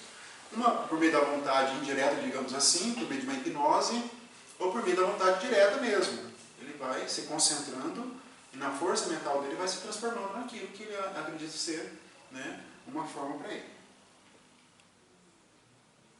Aí tem o caso, né, de um intelectual que se dedicou aos livros, mas não dividiu o conhecimento com ninguém. foi considerado usurário, né? Usurário é aquela pessoa que só quer lucros, né? Isso é usurário. Aí diz o espírito seletor: o homem que ajunta letras e livros, teorias e valores científicos, sem distribuí-los a benefício dos outros, é irmão infortunado daquele que amontoa moedas, sem ajudar ninguém. Aí tem o outro que se encontrava entre os caluniadores, mas na verdade, né, ele reivindicou uma aposentadoria por doença inexistente. Eita, Lelê. Quase não tem no Brasil isso. Eu brinco, sabe a cidade que fica lá em Brasília, essa cidade espiritual lá perto? Porque como tem isso, né? Como tem isso? Muitos, né? Caluniaste o vosso próprio corpo, inventando para ele impedimentos e enfermidades que só existiam em vossa imaginação, interessado na fuga ao trabalho benéfico e salvador. Olha a lição do espírito das trevas. Ele sabe todas as noções, né? Uma mulher se dizia dona de casa, mas o mental apontava para o hábito de uma meretriz. E chegou na hora do grupo do André Luiz, né? Tinha um aparelho, lembra, né? Um aparelho que media a aura, lembra, né? A aura, nós projetamos eflúvios e forma a nossa aura. E os espíritos falam que essa aura ela tem colorações. Nós já lemos isso. E essas colorações denunciam o progresso do espírito ou não. Então, esse aparelho ele vai agilizando, digamos, algo que poderia ser feito, né, pela capacidade do espírito, mas ele agiliza e já identifica ali. Agora, como que é feito esse aparelho, essa aparelhagem, aí a obra não conta. Mas, né, nós partimos do pressuposto que se existem essas informações aqui, existem muitas outras que ainda nós não temos conhecimento, mas quem fez esse instrumento lá nas trevas conhece muito bem de magnetismo. Muito bem de magnetismo. Né? O magnetismo, ele é amoral. Né? Os nossos eflúvios que nós vamos emitindo é de acordo com a nossa moralidade. Nós estamos cansados de sabermos disso. Quanto mais vamos progredindo, mais aniquilando nossos defeitos, mais nós teremos eflúvios salutares, benéficos, para nós mesmos e para quem tem contato conosco. É como se fosse um detector de mentira do plano espiritual. Né? Exatamente isso. E ele lê a aura da pessoa, né, do espírito desencarnado. Isso que é interessante. Aí no capítulo 6, retornam à casa do Gregório, né? Ali eles vão para uma prisão, né? Aí vai falar, né? André Luiz também fica admirado com a quantidade de sofrimento, daí tem lá um trecho, né? A bondade do Senhor não violenta o coração. O reino divino nascerá dentro dele e a maneira da semente de mostarda que Jesus fez, né? Falou que a nossa fé é como se fosse, né, a menor semente que existe é a mostarda. Ela tem que se desenvolver dentro de nós. E a maneira da semente de mostarda que se liberta dos envoltórios inferiores medrará e crescerá gradativamente sobre os impulsos construtivos do próprio homem. Toda a construção é de cada um. O sofrimento ele é temporário, mas para sair dele depende da construção de cada um desses espíritos, né? Do arrependimento, do remorso e tudo mais. Lembra do padre Domênico, que foi resgatado no Obreiros da Vida Eterna? Né? Ficou numa região de sofrimento, de trevas. Só depois de muito tempo ele foi encontrado, foi resgatado ali, por também influência da irmã Zenóbia. Né? Aí tem aquele diálogo que eles ouvem, eles estão lá presos, lembram? Aí tem lá como se fosse uma via pública, e eles conseguem ouvir um diálogo de dois espíritos ali, de uma mulher desencarnada e uma encarnada. Né? Só para rever, né? Aí uma delas, a que está desencarnada, fala orações, que ela fala, meu marido está envolvido com orações. Ela fala, orações? Você está cega quanto ao perigo que isso significa? Olha, né? A inversão, né? Quem reza cai na mansidão. Né? Para eles é sinal de fraqueza isso, né? Oração, prece, sinal de fraqueza. É necessário espezinhá-lo, torturá-lo, feri-lo, a fim de que a revolta o mantenha em nosso círculo. Se ganhar piedade, estragar-nos-á o plano, deixando de ser o nosso instrumento na fábrica. Olha o desenrolar. Então, a mulher dormiu, casada, foi lá nessa região de trevas, foi conversar com um espírito afim, e esse espírito tem um plano na fábrica onde trabalha o marido. Olha o alcance das obsessões. Como é complexo. Né? Quando eu leio isso, às vezes eu fecho o livro assim, para não ler. Depois que eu não quero nem ver. Vocês repararam a sutileza, né? Qual que é o o que essa mulher, esse espírito tem lá naquela fábrica? Entenderam? Mesmo, chega no trabalho e a pessoa fala, bom dia por quê? O que você quer com isso? O que você quer dizer com isso? Exatamente, tanta coisa que acontece em empresas nessa parte moral, né, de falatórios, de conversas pequenas, não tem muito isso. Não tem muito isso, invejas, intrigas, tem muito isso. Tem muito. Tudo bem, o ser humano mas existe ali um combustível em relação a isso. Não existe? Né? Existe. Até uma tendência de, por exemplo, eu tenho que me segurar, porque dá uma vontade de entrar na... Claro. Eu O Divaldo fala que eu não estava querendo ouvir. que quando ele não era espírita, mas alguém falava contra o espiritismo, ele era o primeiro a entrar para falar mal do espiritismo, ele fala, né? Isso chama, porque nós somos imperfeitos ainda. Aliás, é muito difícil nós não cairmos em falatório, não cairmos em intrigas, é muito difícil isso aí. Isso requer uma disciplina mental muito grande. Algumas amizades eu percebo que fica difícil até ter assunto. Eu concordo com você. Fica difícil porque... É assim, quem vai tentar praticar isso, que nós temos que tentar, nós vamos pagar um preço na sociedade. Né? Vamos pagar um preço. Isolamento, ninguém vai chamar para outras coisas, ninguém vai olhar para... Denise acabou, pode ser. Esse é o preço que se paga, mas é melhor pagar esse preço. Ah, virou fanática. Acabou. Virou fanática, né? Tipo assim. Acabou a mulher. Essa é a renúncia. Cristo falou, os Espíritos liberam também, né? Todo mundo que vai ter uma vivência evangélica, meus amigos, temos que falar agora um grupo de estudo, né? Em palestra não pode falar que é muito forte, mas se prepare para o sofrimento.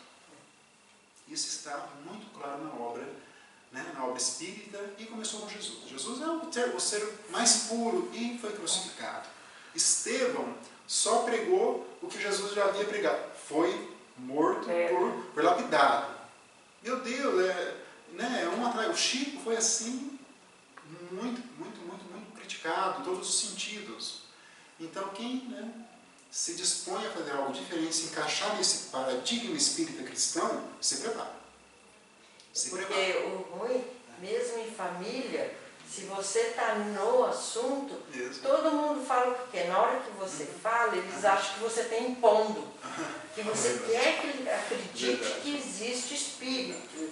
É uma coisa impressionante. Tem que ter um exercício de paciência, de sutileza. Sabermos onde nós podemos falar sobre o espiritismo, onde nós não podemos falar. Como falar. Ou falar sem falar espiritismo, em alguns casos. Eu sou da tese que fala. Quem conhece as minhas redes sociais é espiritismo para todo lado. E eu não escondo nada. Mas muitas pessoas escondem. É difícil mesmo, eu compreendo o lado da pessoa. Eu tenho um amigo meu que é espírita, mas não pode colocar que é espírita porque ele falou que a empresa dele então só tem católico. Ele tem medo de colocar, ele me falou. E você sabe a preocupação também, igual eu tenho muita sorte na evangelho. Meus netos. O meu neto está com 13 anos, participa das coisas. A dificuldade que tem da gente também instruir eles a enfrentar isso na escola, com os amigos. No momento que nós nos encontramos, Emmanuel vai dizer isso. Na Terra ainda é um lugar de sacrifício para o espírita evangélico. Como ele fala? Para se dedicar ao espiritismo evangélico. Ele usa isso, né? Emmanuel muito no espiritismo evangélico. É um momento de sacrifício. Por enquanto. Daqui a alguns séculos talvez não seja. Mas vai exigir isso. Mesmo porque a maioria das pessoas não sabe o que é espiritismo. Ou pensam que sabe aquilo que vocês já sabem, que elas pensam que sabem. O Dr. Júpiter, ele sempre comenta, né? Que ele tem uma paciente que de vez em quando vira e fala assim, mas o senhor é macumbeiro mesmo? Ele fala, eu sou.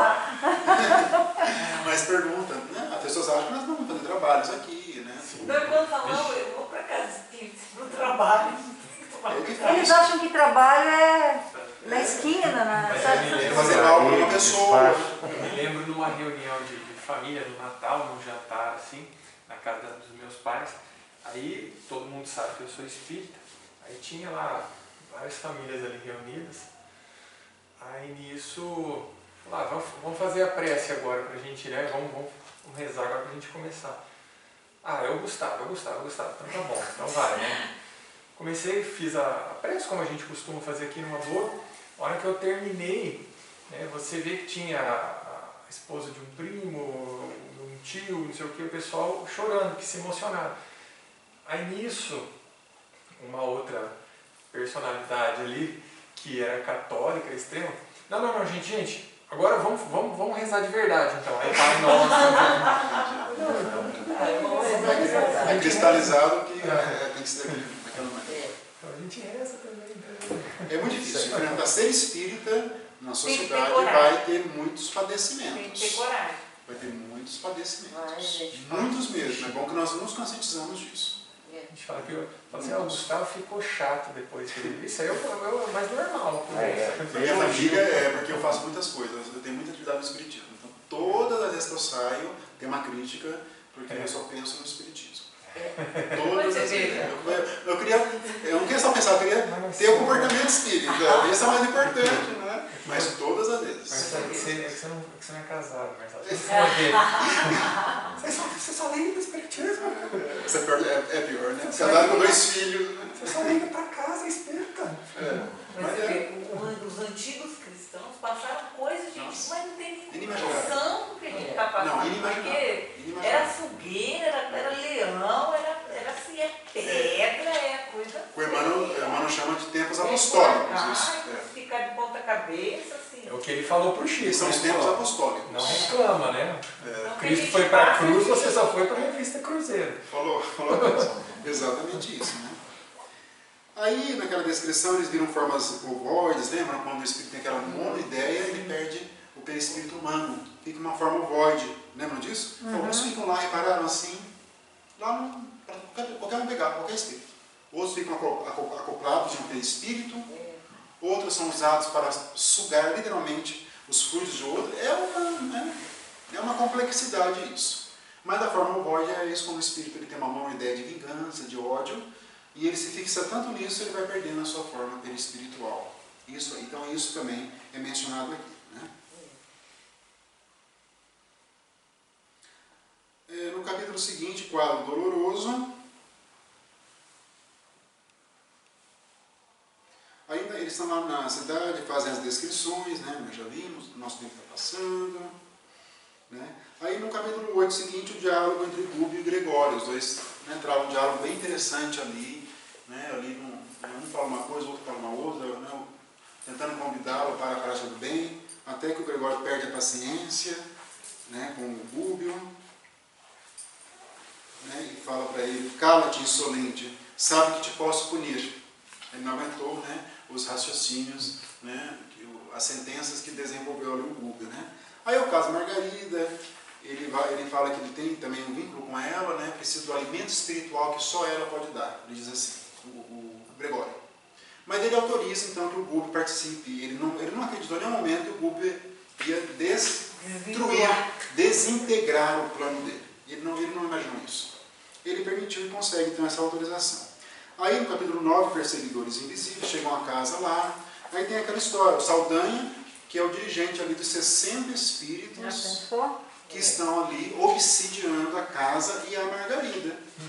E a Margarida, nada mais é do que a filha do juiz. Né? O vínculo do Saldanha, aqui lembram do filho dele, né? Só antes, um pouquinho a questão que eles vão a uma igreja católica, tem toda aquela descrição, né? O padre era um ateu, por incrível que pareça, a hóstia tinha fluidos bons, mas quando ele pegava na hóstia, os fluidos negros dele, né? Acabavam ali destruindo os fluidos bons que tinham na hóstia. Né? Tem essa descrição também bastante apavorante. Né? Não é nada interessante as descrições da igreja católica no Brasil. Só que a hóstia que a pessoa pegava com fé estava boa. Depende, só se realmente tivesse a fé muito, né? Tinha só uma, lembra? Tinha lá 700... Mas eu lembro que tinha entre 700 e 800 encarnados. Só uma demonstrava uma superioridade moral. Olha. Dos que se encontravam. E havia 5 vezes o número de desencarnados dentro da igreja. Uma algazarra dentro da igreja.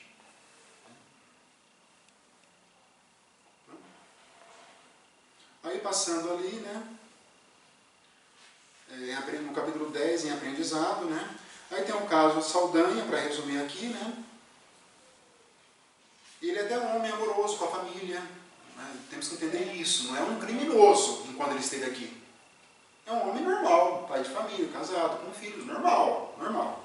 Aí o filho dele foi acusado, né, indebitamente de um crime, de homicídio, roubo na empresa onde ele trabalhava, mas ele não era o autor disso, né? Ele tentou influenciar como espírito Saldanha o juiz, olha que coisa, né? Vocês imaginam eu lendo esses capítulos aqui, né? Aí lá no quarto do juiz, um monte de espírito pedindo justiça, né? Aí eu quarto à noite começando esse capítulo do livro Libertação, é verdade, né? Infusão de libertação, né? Com a caneta, Marcelo. Meu Deus do céu, meu Deus do céu. Imagina o Supremo, então. Nossa! Não. Aí, o que aconteceu? O juiz acabou condenando injustamente esse filho dele.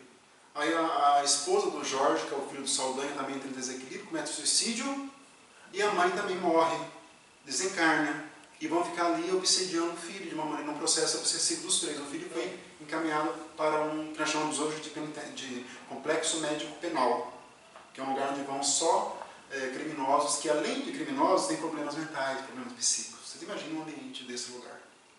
Né? Aqui no Paraná temos um só, que é em Curitiba. Né?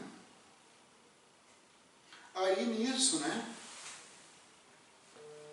o Gregório, então, o escolheu para ser uma espécie de general dele ali, pelo ódio que ele desenvolveu pelo juiz. Olha a complexidade do caso. Filho foi acusado, o juiz agora estão obsediando a filha do juiz com um vínculo. Tadinha, né? Olha a questão, a complexidade. Claro, ela tem um vínculo com o Gregório, mas tudo vai se complicando. Tudo vai se complicando. E naquela casa do juiz não tinha hábito de prece, não tinha nada de bom ali. A casa estava totalmente tomada por espíritos inferiores. Reparem também isso, né, na obra. E observe, eu coloquei aqui o Gúbio, né? Ele também foi pai da Margarida, mas observem como ele era uma pessoa de classe espiritual, né? Ele via tudo aquilo, né, o sofrimento da filha, lembra os obsessores transmitindo fluidos ali para ela 24 horas por dia? E ele ainda maior. Normal, assim, até o indignou, falou, mas como você vai fazer um cavalheirismo, olha, também, né, esse lado do Gúbio, né? Bem interessante a análise psicológica desse personagem aqui. Controle espiritual. O controle dele realmente é incrível, absolutamente incrível. Tem muitos detalhes ali, né? Nossa, aquele caso do médico, da família, né? Aquela moça bem jovem, muito bonita fisicamente, quando ela adormece, ela sai, parece uma bruxa, onde ela não se fala. Tem muitos detalhes aqui nessa parte, mas temos que progredir, né? Aí eles vão, né, no capítulo 11, o Gabriel é o noivo, ou marido, né, da Margarida. Eles vão até a um médium que cobra pelas consultas. Nós sabemos que é inadmissível no movimento espírita. Né? Nós sabemos disso. Né? Não há possibilidade de receber nada em troca, né, pelo exercício da mediunidade. Mas muitos médiums começam no movimento espírita e saem e vão cobrando seus livros, vendendo, cobrando, fazendo outras coisas. Temos muitos médiums assim. Muitos grandes médiums que abandonaram o movimento espírita para lucrar. E muito, não é pouco não, e muito dinheiro. Mas isso é inadmissível. E esse médium aqui ele cobrava, não era médium ligado ao espiritismo. Nós sabemos que a mediunidade não é patrimônio do espiritismo. E era um médium bem, né, com poderes mediúnicos bastante significativos. Né?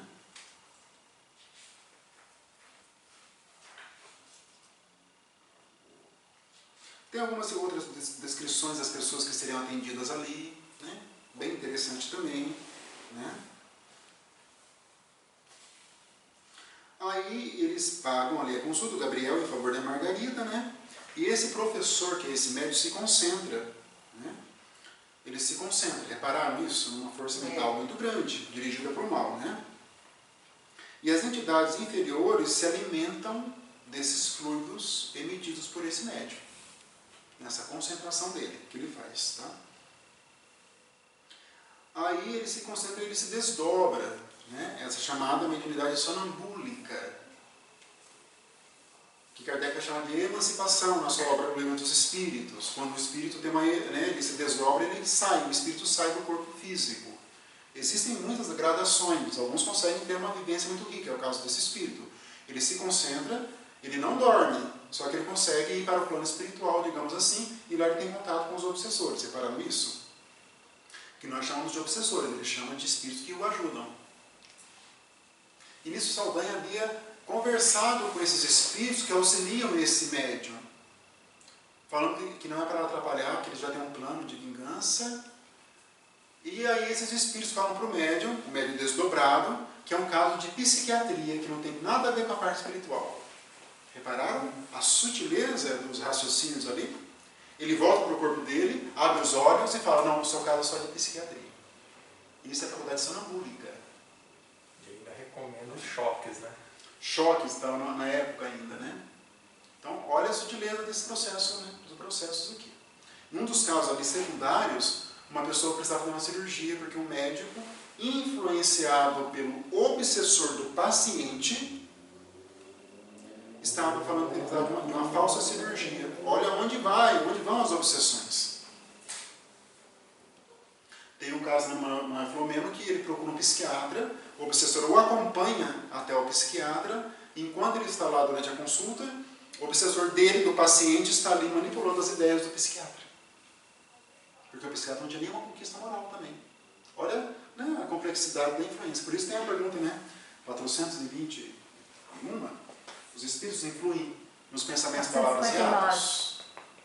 459. Os espíritos influem nos nossos pensamentos, palavras e atos? Influem a tal ponto que de imediato, de ordinário, são eles que vos dirigem. Agora, eles serão bons ou maus, ou de acordo com as nossas possibilidades, entenderam? A única saída é aumentar a nossa vibração. É a única forma. É praticar o bem. Isso aí é consequência, você falou. Aumentar a vibração é consequência das conquistas espirituais. Ninguém bons pensamentos. Bons pensamentos, prática no bem, disciplina. Bons hábitos.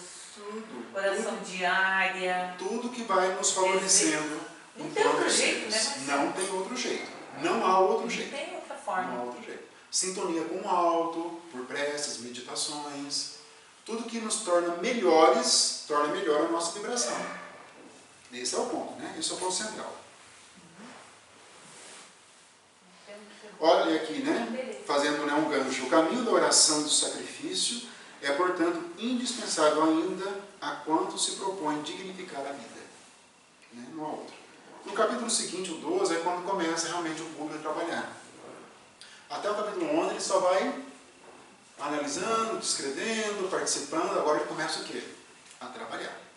A partir desse momento ele coloca a mão na massa mesmo com o Buda. Né? E como que ele vai trabalhar? Né? Ele vai lá onde na prisão está o Jorge. Olha a sutileza. Não vai lá na Margarida, que era o objetivo, era a Margarida.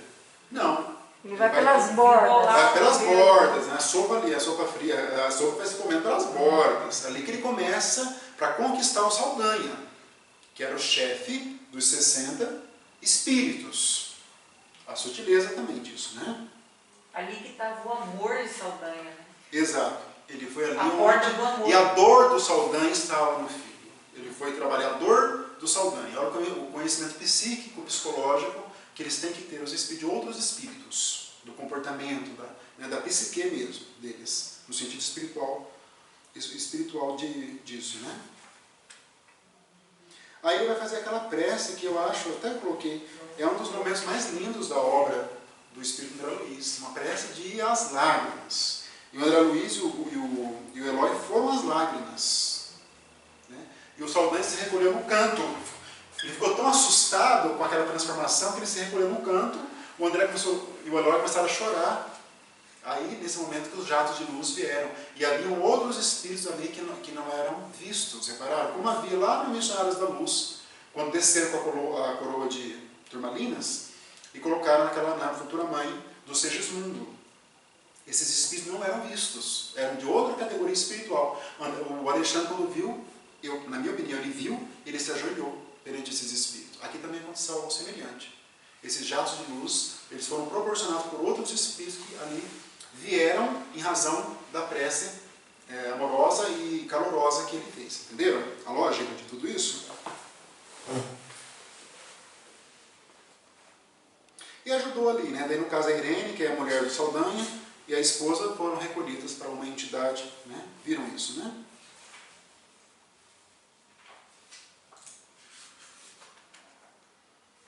No capítulo 13, convocação familiar.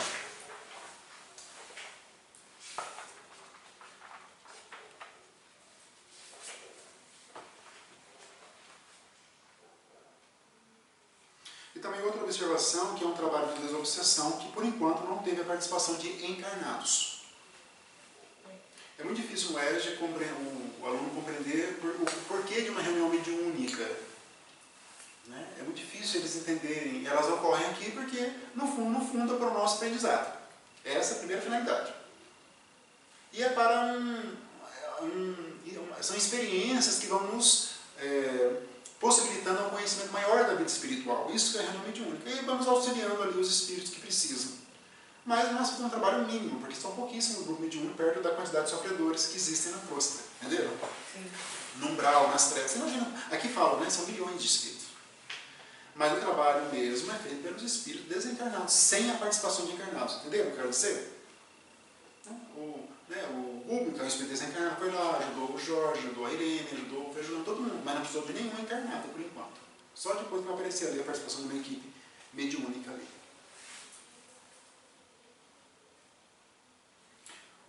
Mais adiante nesse capítulo, ainda no 13, na convocação familiar,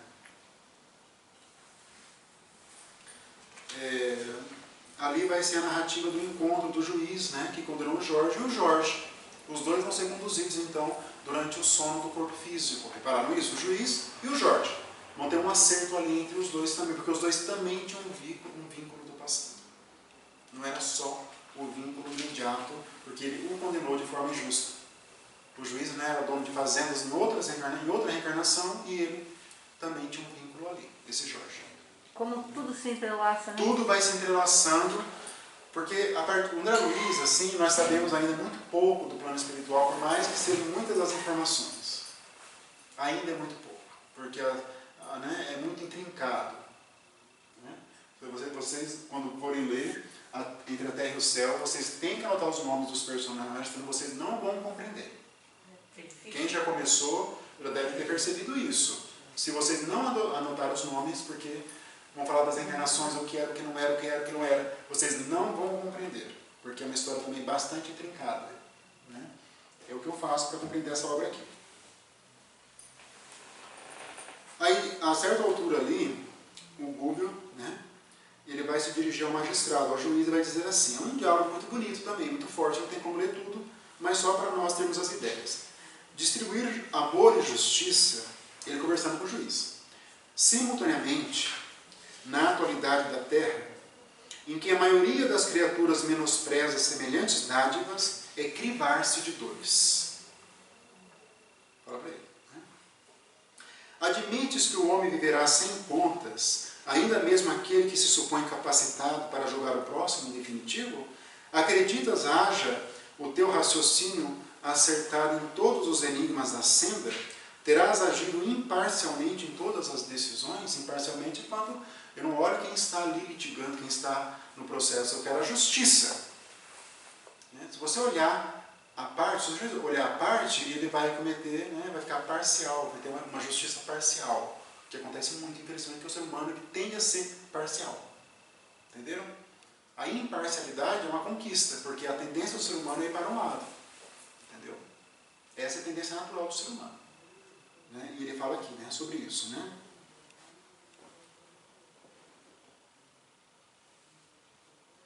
Missionário da lei, fala para o juiz, sem hábitos de prece e meditação, únicos recursos através dos quais poderias abreviar o trabalho de esclarecimento que te assiste. Grandes surpresas te reserva o trânsito final do corpo, né? A morte do corpo. Está lá na cara do juiz. Esse é corajoso, Gúbio, né? Esse é corajoso, né? Isso não vai querer morrer, não. Não vai. Aí tem, olha, esse ensinamento para concluir esse capítulo, né? Quanto mais eminentemente colocada na experiência humana, quanto mais cargos importantes um espírito ocupar na experiência humana, mais intensivo pode tornar-se o esforço da criatura na própria elevação. É uma oportunidade que ele está tendo. Não é para usufruir de benefícios, de ter mordomias, não tem nada a ver com isso, espiritualmente falando. Mas tem a ver com possibilidade de crescimento espiritual, o que poucos fazem, né? O que poucos fazem.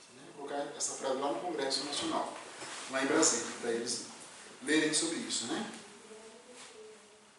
Aí diz a história, né, que o Jorge era irmão consanguíneo, mas de outro pai, e escravo do juiz. E Jorge matou um filho do juiz e cometeu suicídio em seguida. Tem um vínculo lá. Também, não é muito desenvolvido, mas é mencionado. No capítulo 14, singular episódio. Né?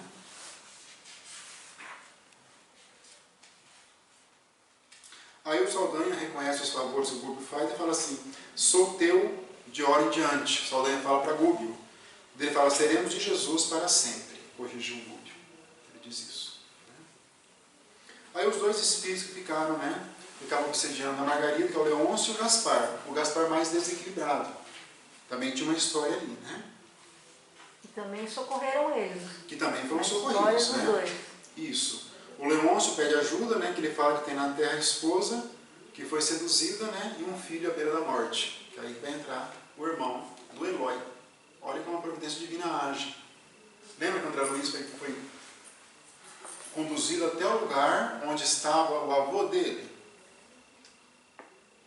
Depois ele viu lá no nosso lar, ele viu uma moça que foi empregada, né, na casa dele, com que ele teve uma situação lá, um caso, digamos assim. Lembra disso? Lá no nosso lar. De repente chega lá a expedição no umbral, vem uma pessoa que era conhecida do pai dele, que tinha uma dívida, tudo se encontrando. Olha como existe algo superior à nossa compreensão. Ainda. Existe uma ordem que governa os nossos passos. E é tão gigantesca. Muito, é uma ordem gigantesca e perfeita. E o Eloy está participando do Gúbio, mas vocês imaginem quantos trabalhos existem como esse do Gúbio. Vocês entenderam? O livro é de um caso, mas imagine quantos, agora neste momento, espíritos de escola estão ajudando outros nas trevas. Já imaginaram isso? Não é só nas trevas, eu vejo essa engrenagem toda no dia a dia, na nossa família, sabe, no centro, em nossa vida. As sutilezas dos acontecimentos. Isso. As sutilezas dos acontecimentos. Né? E acontece muito, né? E essa pessoa que está com a mulher do Leôncio, o Leôncio é o espírito, é o Felício, que é irmão do Eloy. E o Eloy estava lá, ficou estarrecido dessa notícia. Né? E foi conduzido lá com esse propósito, né? Com esse propósito.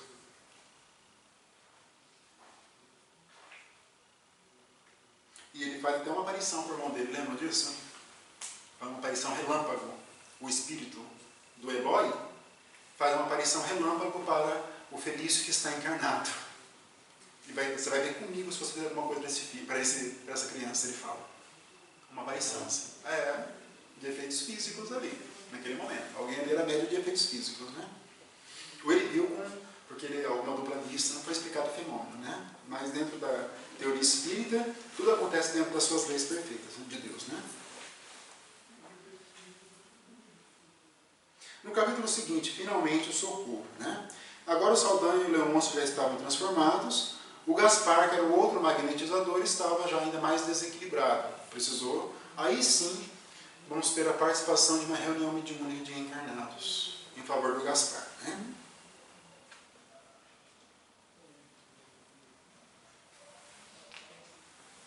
Aí tem uma fala do Saldanha que é um pouco perturbadora. Lembra que o Saldanha não foi um criminoso enquanto encarnado, lembram disso? Mas ele se tornou um criminoso logo em seguida. Então o que diz aqui, ó? O Saldanha: ao contato dessa gente desencarnada, infeliz e vingativa, perdi o resto da compostura moral que procurava debalde sustentar. Se a alma liberta do corpo de carne, não se encontra amparada em princípios. Se a alma liberta do corpo de carne, não se encontrará amparada em princípios robustos de virtude santificante, que é o que nós temos aprendido no Espiritismo, sentida e vivida, é quase impossível sair vitoriosa das ciladas escuras que nos armam. Entenderam? Não é só o conhecimento espírita. É o conhecimento espírita vivido. Lembra daquela, lá no livro No Mundo Maior, tem, né, eu fui espírita, lá no umbral. Ela fala. Né? Então tomem cuidado com isso, né, com essas sutilezas da obra também. Né?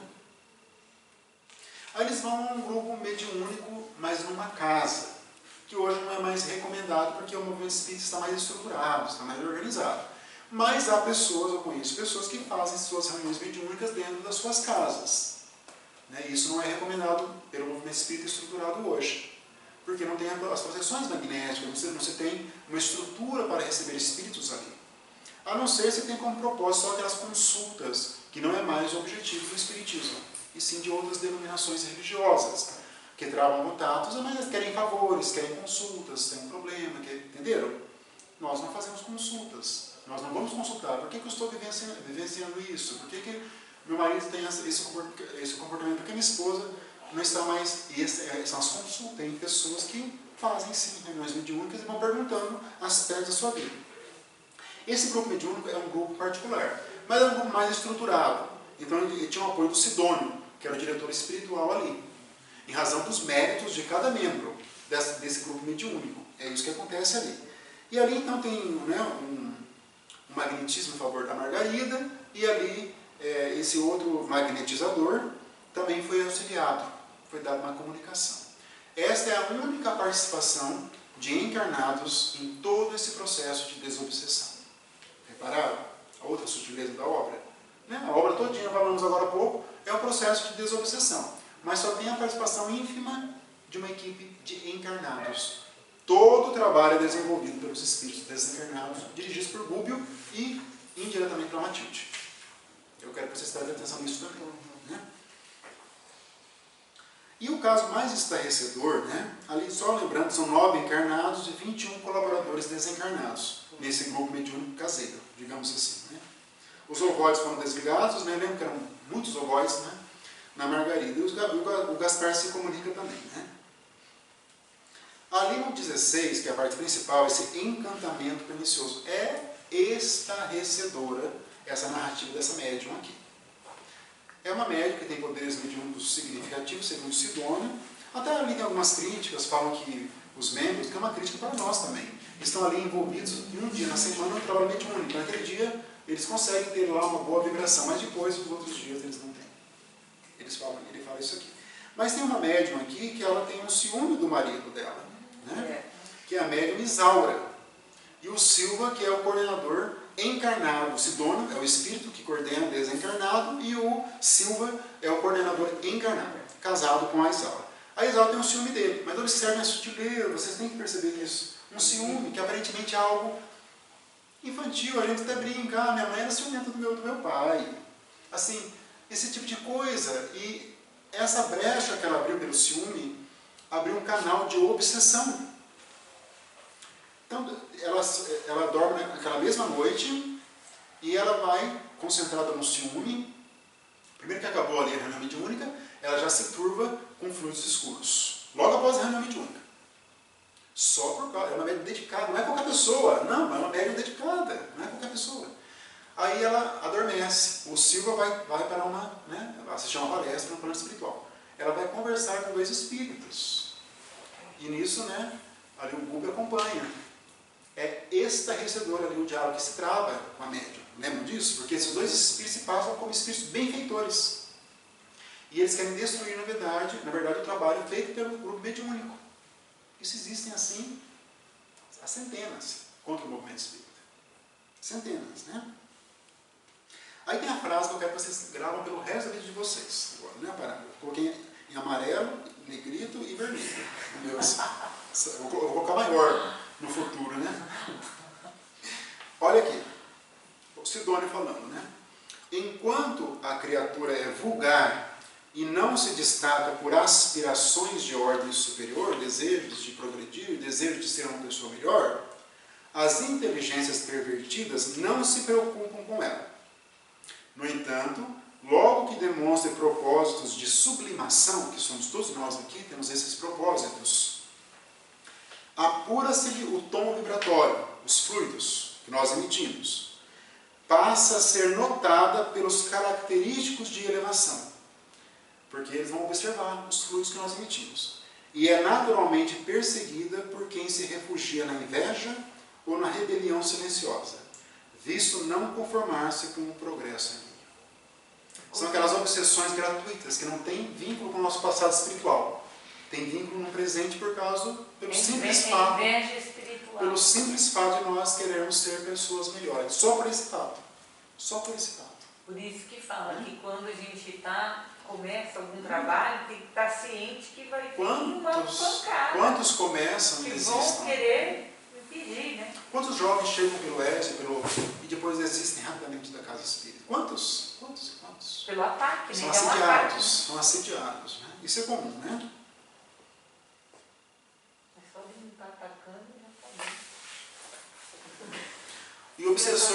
o obsessor ainda conversando com ela, né, desdobrada pelo sono, e ele diz assim, o obsessor para ela, para Isaura: falo-lhe em nome das esferas superiores, na qualidade de amigo fiel. Olha só.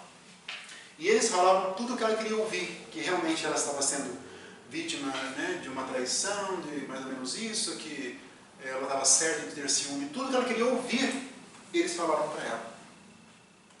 É muito sutil. Eu quero dizer, é muito difícil, né, ela sair disso, né, e não foi o Gúbio, não foi o Sidônio que acompanhou aqui essa situação. Mas como nós estamos sujeitos a isso, todas essas narrativas aqui é para nós, né, dentro do movimento espírita, né? Isso acontece muito, né? No capítulo 17. Aí houve a atuação do Gúbio, né? O ambiente da casa se transformou, o Saldanha, os outros espíritos já estavam, né, voltados para a prática do bem, então a casa se transformou. O ambiente fluídico da casa do juízo, onde a Margarida morava, se transformou ali no palacete, né? Aí o Saldanha fala, né, que não tem mais interesse, e um espírito ameaça o Saldanha e fala assim: Gregório saberá. Né? Dessa nova fase da vida dele, né? Gregório saberá, né? Aí o André Luiz é colocado ali como para ajudar os espíritos que estavam ali se aproximando, porque a casa mudou o padrão e começou a receber espíritos. Repararam nisso? Começou a receber, ficou um núcleo de ajuda, de auxílio. No 18, palavras da benfeitora. Aí chega a Matilde ali, né? Ela se materializa com o auxílio do Gúbio.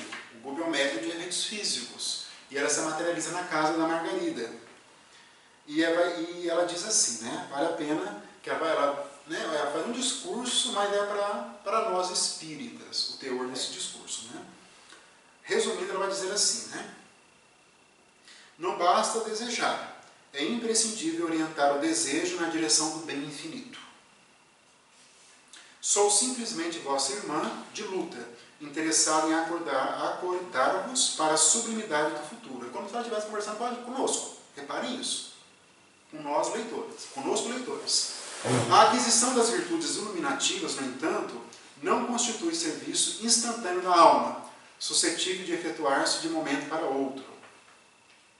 Todos nós exteriorizamos as energias com as quais nos revestimos, e que nos definem muito mais que as palavras. As energias definem mais que as palavras. A energia tem a ver com as conquistas espirituais. Palavras podemos falar, mas vivenciar é outra categoria.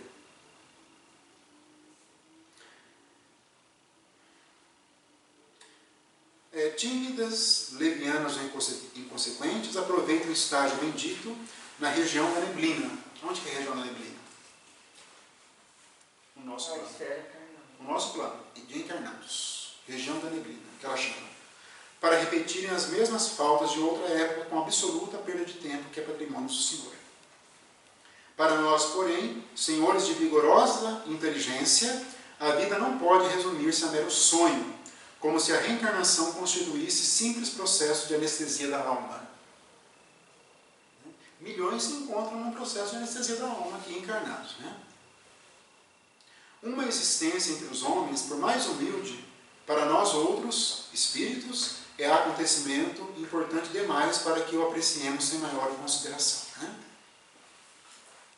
Todavia, sem abraçar a noção de responsabilidade individual, que nos deve marcar o esforço de santificação, qualquer empresa desta ordem é arriscada. Né? Evolução. Né? Cada criatura termina isso, né? Eu fico mal tendo que resumir uma fala. Eu só faço isso porque o nosso tempo é limitado, mas eu me sinto mal, porque cada parágrafo dela é importantíssimo aqui. Não é? Vocês devem ler e reler. Eu tenho meu resumo aqui. Vocês têm que ter os de vocês também. Né? Quando vocês fazem resumo, fixa, reparam isso? Fixa muito mais do que uma leitura só com os olhos, né? Por mais que seja importante, mas o resumo fixa a ideia melhor. Cada criatura encarnada permanece só no reino de si mesma e faz-se indispensável muita fé e suficiente coragem para marcharmos vitoriosamente sobre o invisível madeiro redentor que nos aperfeiçoa a vida, os nossos sofrimentos, até ao calvário da suprema ressurreição. A comparação com Jesus e com a nossa existência. Né? A ressurreição é nós retornarmos melhores do que nós viemos. Isso seria nesse sentido simbólico, o que é a ressurreição. Né? Aí, né, na fala dela seguinte, no capítulo seguinte, né, no precioso entendimento. Ela continua ali, a Matilde, né? Aí ela tem uma conversa também com a Margarida, né? Já está preparando uma futura reencarnação para ela também. Mas ela diz assim, né? Ela responde, né? Ela diz que quer triunfar na sua próxima, na encarnação dela, né? Ela quer triunfar, a Margarida. Né? E ela pergunta, como que eu devo triunfar? Aí a Matilde responde da seguinte maneira. Aí, olha, né, o teor, né? Então a pessoa chega aqui, você está lá no atendimento fraterno. Aqui tem, né? Zenéia. A pessoa está com um problema, ela fala assim que ela conhece o Espiritismo um pouco, mas ela quer triunfar. O que vocês vão responder para ela? Vocês vão pegar o livro Libertação, vai lá no capítulo 19 e vai falar assim para essa pessoa. Não procure ser atendido em todos os seus desejos. Procura servir fraternalmente a quantos reclamam arrimo e braço forte. Ajuda antes de procurares auxílio. Compreende sem exigir compreensão imediata. Desculpa os outros sem desculpar a ti mesma. Ampara sem a intenção de ser amparada. Dá sem o propósito de receber. Não parou aqui não, a pessoa está olhando para vocês. Não persigas o respeito humano que te faça aparecer melhor que és, mas busca em todo tempo e lugar a bênção divina na aprovação da própria consciência, não a aprovação dos outros. Não procure destacar na posição diante dos outros. Antes de tudo, aperfeiçoa os teus sentimentos cada vez mais, sem propaganda de tuas virtudes vacilantes e problemáticas. Age corretamente e esquece as frases vazias ou venenosas da maledicência quanto mais. Em ti socorrendo as diretrizes alheias, desconfia das palavras que te lisonjeiam e fantasiosa superioridade pessoal ou que te inclinem à dureza de coração. Diante da fartura ou da escassez, recorda o serviço que o Senhor te convocou a realizar e produz o bem em seu nome onde estiveres. Lembra-te de que a experiência na carne é demasiadamente breve e que a tua cabeça deve permanecer tão cheia de ideais santificantes quanto as mãos repletas de trabalho salutar. A pessoa está desmaiando, mas não parou. Para que atendas, porém, a semelhante programa, é imprescindível abra o coração ao sol renovador do sumo bem, Deus. De alma cerrada ao interesse pela felicidade do próximo, jamais encontrarás a própria felicidade. A alegria que improvisares em torno dos pés alheios te fará mais rica de júbilo. Na paz que semeares, encontrarás a colheita da paz que desejas. Estes são princípios da vida radiante. A pessoa já desencarnou. Daria para escrever um livro sobre essa fala da Matilde. É muito profundo. Ela faz um roteiro da nossa vida. Para quem quer vencer, para quem já despertou para a espiritualidade, já sabe que nós somos imortais, que nós somos submetidos à lei divinas. Tem que ter esse pressuposto. Mas o que eu preciso para vencer? É ler esse roteiro da Matilde. Ou seja, são sacrifícios atrás de sacrifício.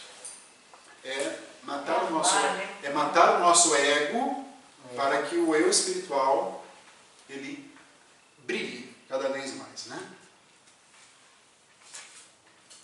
No capítulo, finalmente, né, um reencontro bastante emocionante, né?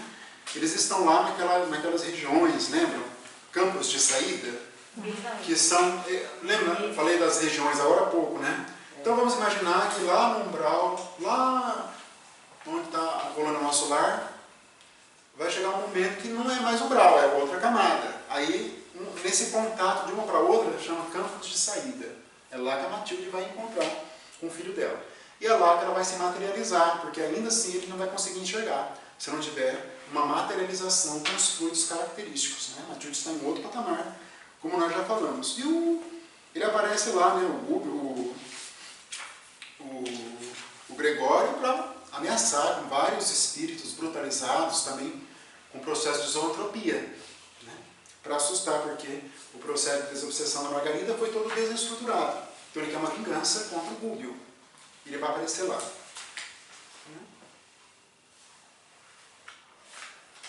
E ele diz assim, o Gregório: não creio no amor açucarado que elegeste por sem de luta.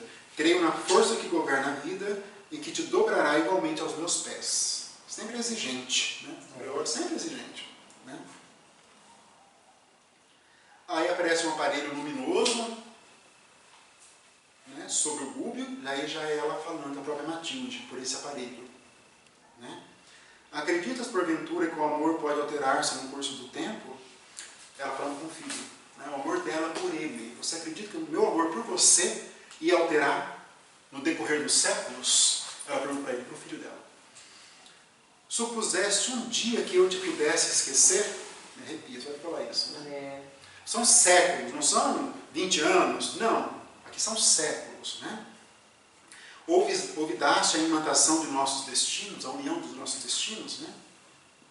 Aprendeste com infinito desapontamento que os tesouros divinos, isso é a voz dela falando, ele não havia ainda nesse momento, só a voz, que os tesouros divinos não repousam em frias arcas de valores amoedados, e sabes agora que Jesus dispõe de escasso tempo para frequentar basílicas suntuosas.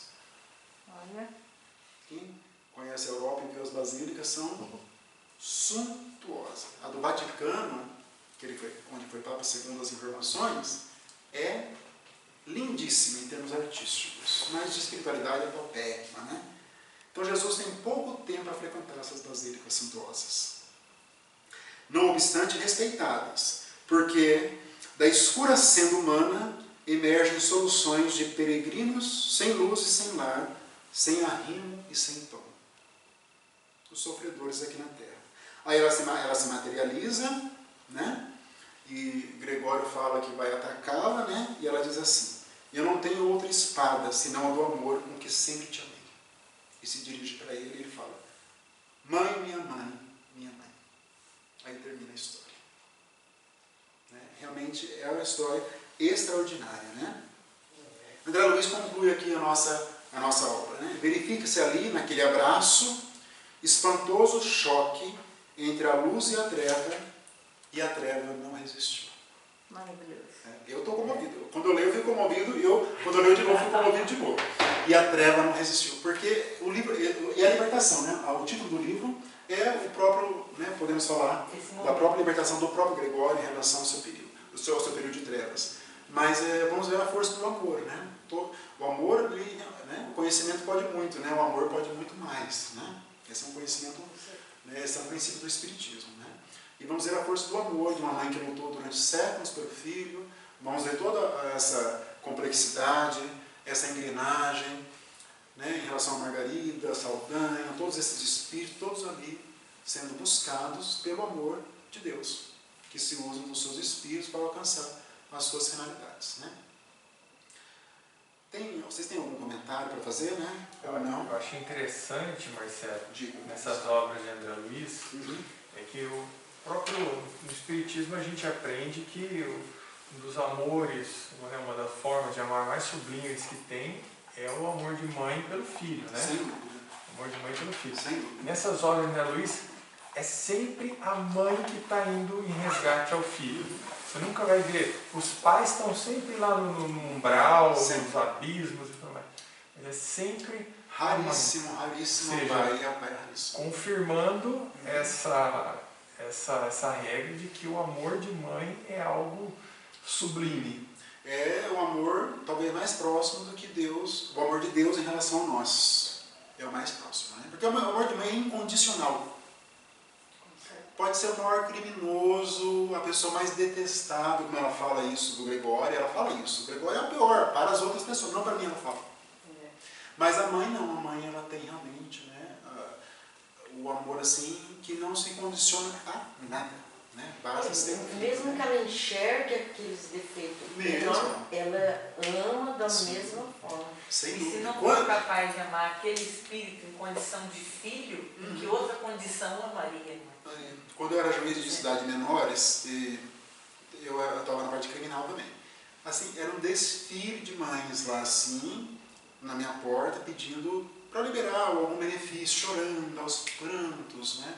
E, às vezes, um criminoso, realmente, que qualquer pessoa teria repugnância, teria asco, mas a mãe estava na minha porta lá, ou então nas audiências, porque eles podiam sair, né, para as audiências. Aí, e o momento da audiência, tem um momento de espera, é o momento que a mãe e os parentes podem se encontrar. E é uma choradeira, é uma choradeira. Eu já vi assim, uma vez 30 pessoas da família encontrar nos corredores, e ele é uma pessoa gemada. É uma situação, mas a gente vê ali, espiritualmente falando, o amor mesmo, né? E a mãe sempre ali, né? Aquela presença ali, né? Maria, o último capítulo do Boa Nova, é um capítulo muito extenso, é sobre Maria. Vocês lembram quem deu a obra? Daria uma palestra aquele capítulo lá. E vai falar realmente no dia do Calvário, no dia da crucificação, ela sofreu muito, porque ela não entendia como que, se o filho dela era realmente o Messias, era o filho querido de Deus, como que Deus permitiria a crucificação? Não é? É algo que todo mundo vai se pensar. Só que isso também tem um projeto muito grandioso, a crucificação, porque ela é uma exemplificação. Mas aí ela foi, ao longo do dia, né, Jesus foi, né, foi todo aquele sofrimento, chegou no momento da cruz, né, todo ensanguentado, mas depois ela compreendeu, esse é o resumo do texto, de que existe uma vontade superior que é de Deus. E ela falou, né, aquela frase famosa, seja feita a vossa vontade, ela fala, né, que é a crucificação. Ela percebeu tudo aquilo, mas ela só percebeu isso pelo amor de mãe, incondicional, né, em relação a Jesus. Né? E aquele texto da, salve engano, Maria Dolores, que ela fala quando Maria vem até as zonas umbralinas ali e resgata Judas, que estava cego e tal. Aquele texto é fantástico, né? Lindíssimo. Aquele texto é fantástico. Ela é poetisa, né? Meus amigos, então, no nosso próximo encontro, né, é a primeira parte do livro Entre a Terra e o Céu. Então, o livro ele tem 40 capítulos. Vamos ler, então, do 1 até o 20º capítulo. Né? Primeiro até o 20º capítulo. É uma história que envolve alguns espíritos e algumas reencarnações deles. E vocês vão ter que anotar, senão vocês vão se perder, não vão entender. Não vão compreender. E a parte principal da primeira parte é a questão como o espírito de uma criança que desencarna criança, como que ela é recepcionada no plano espiritual. Então vamos ter informações sobre isso, que é um tema também bastante instigante para todos nós. Né? Então na próxima segunda, né, vamos entrar então aqui no 7º livro já, né, da coleção.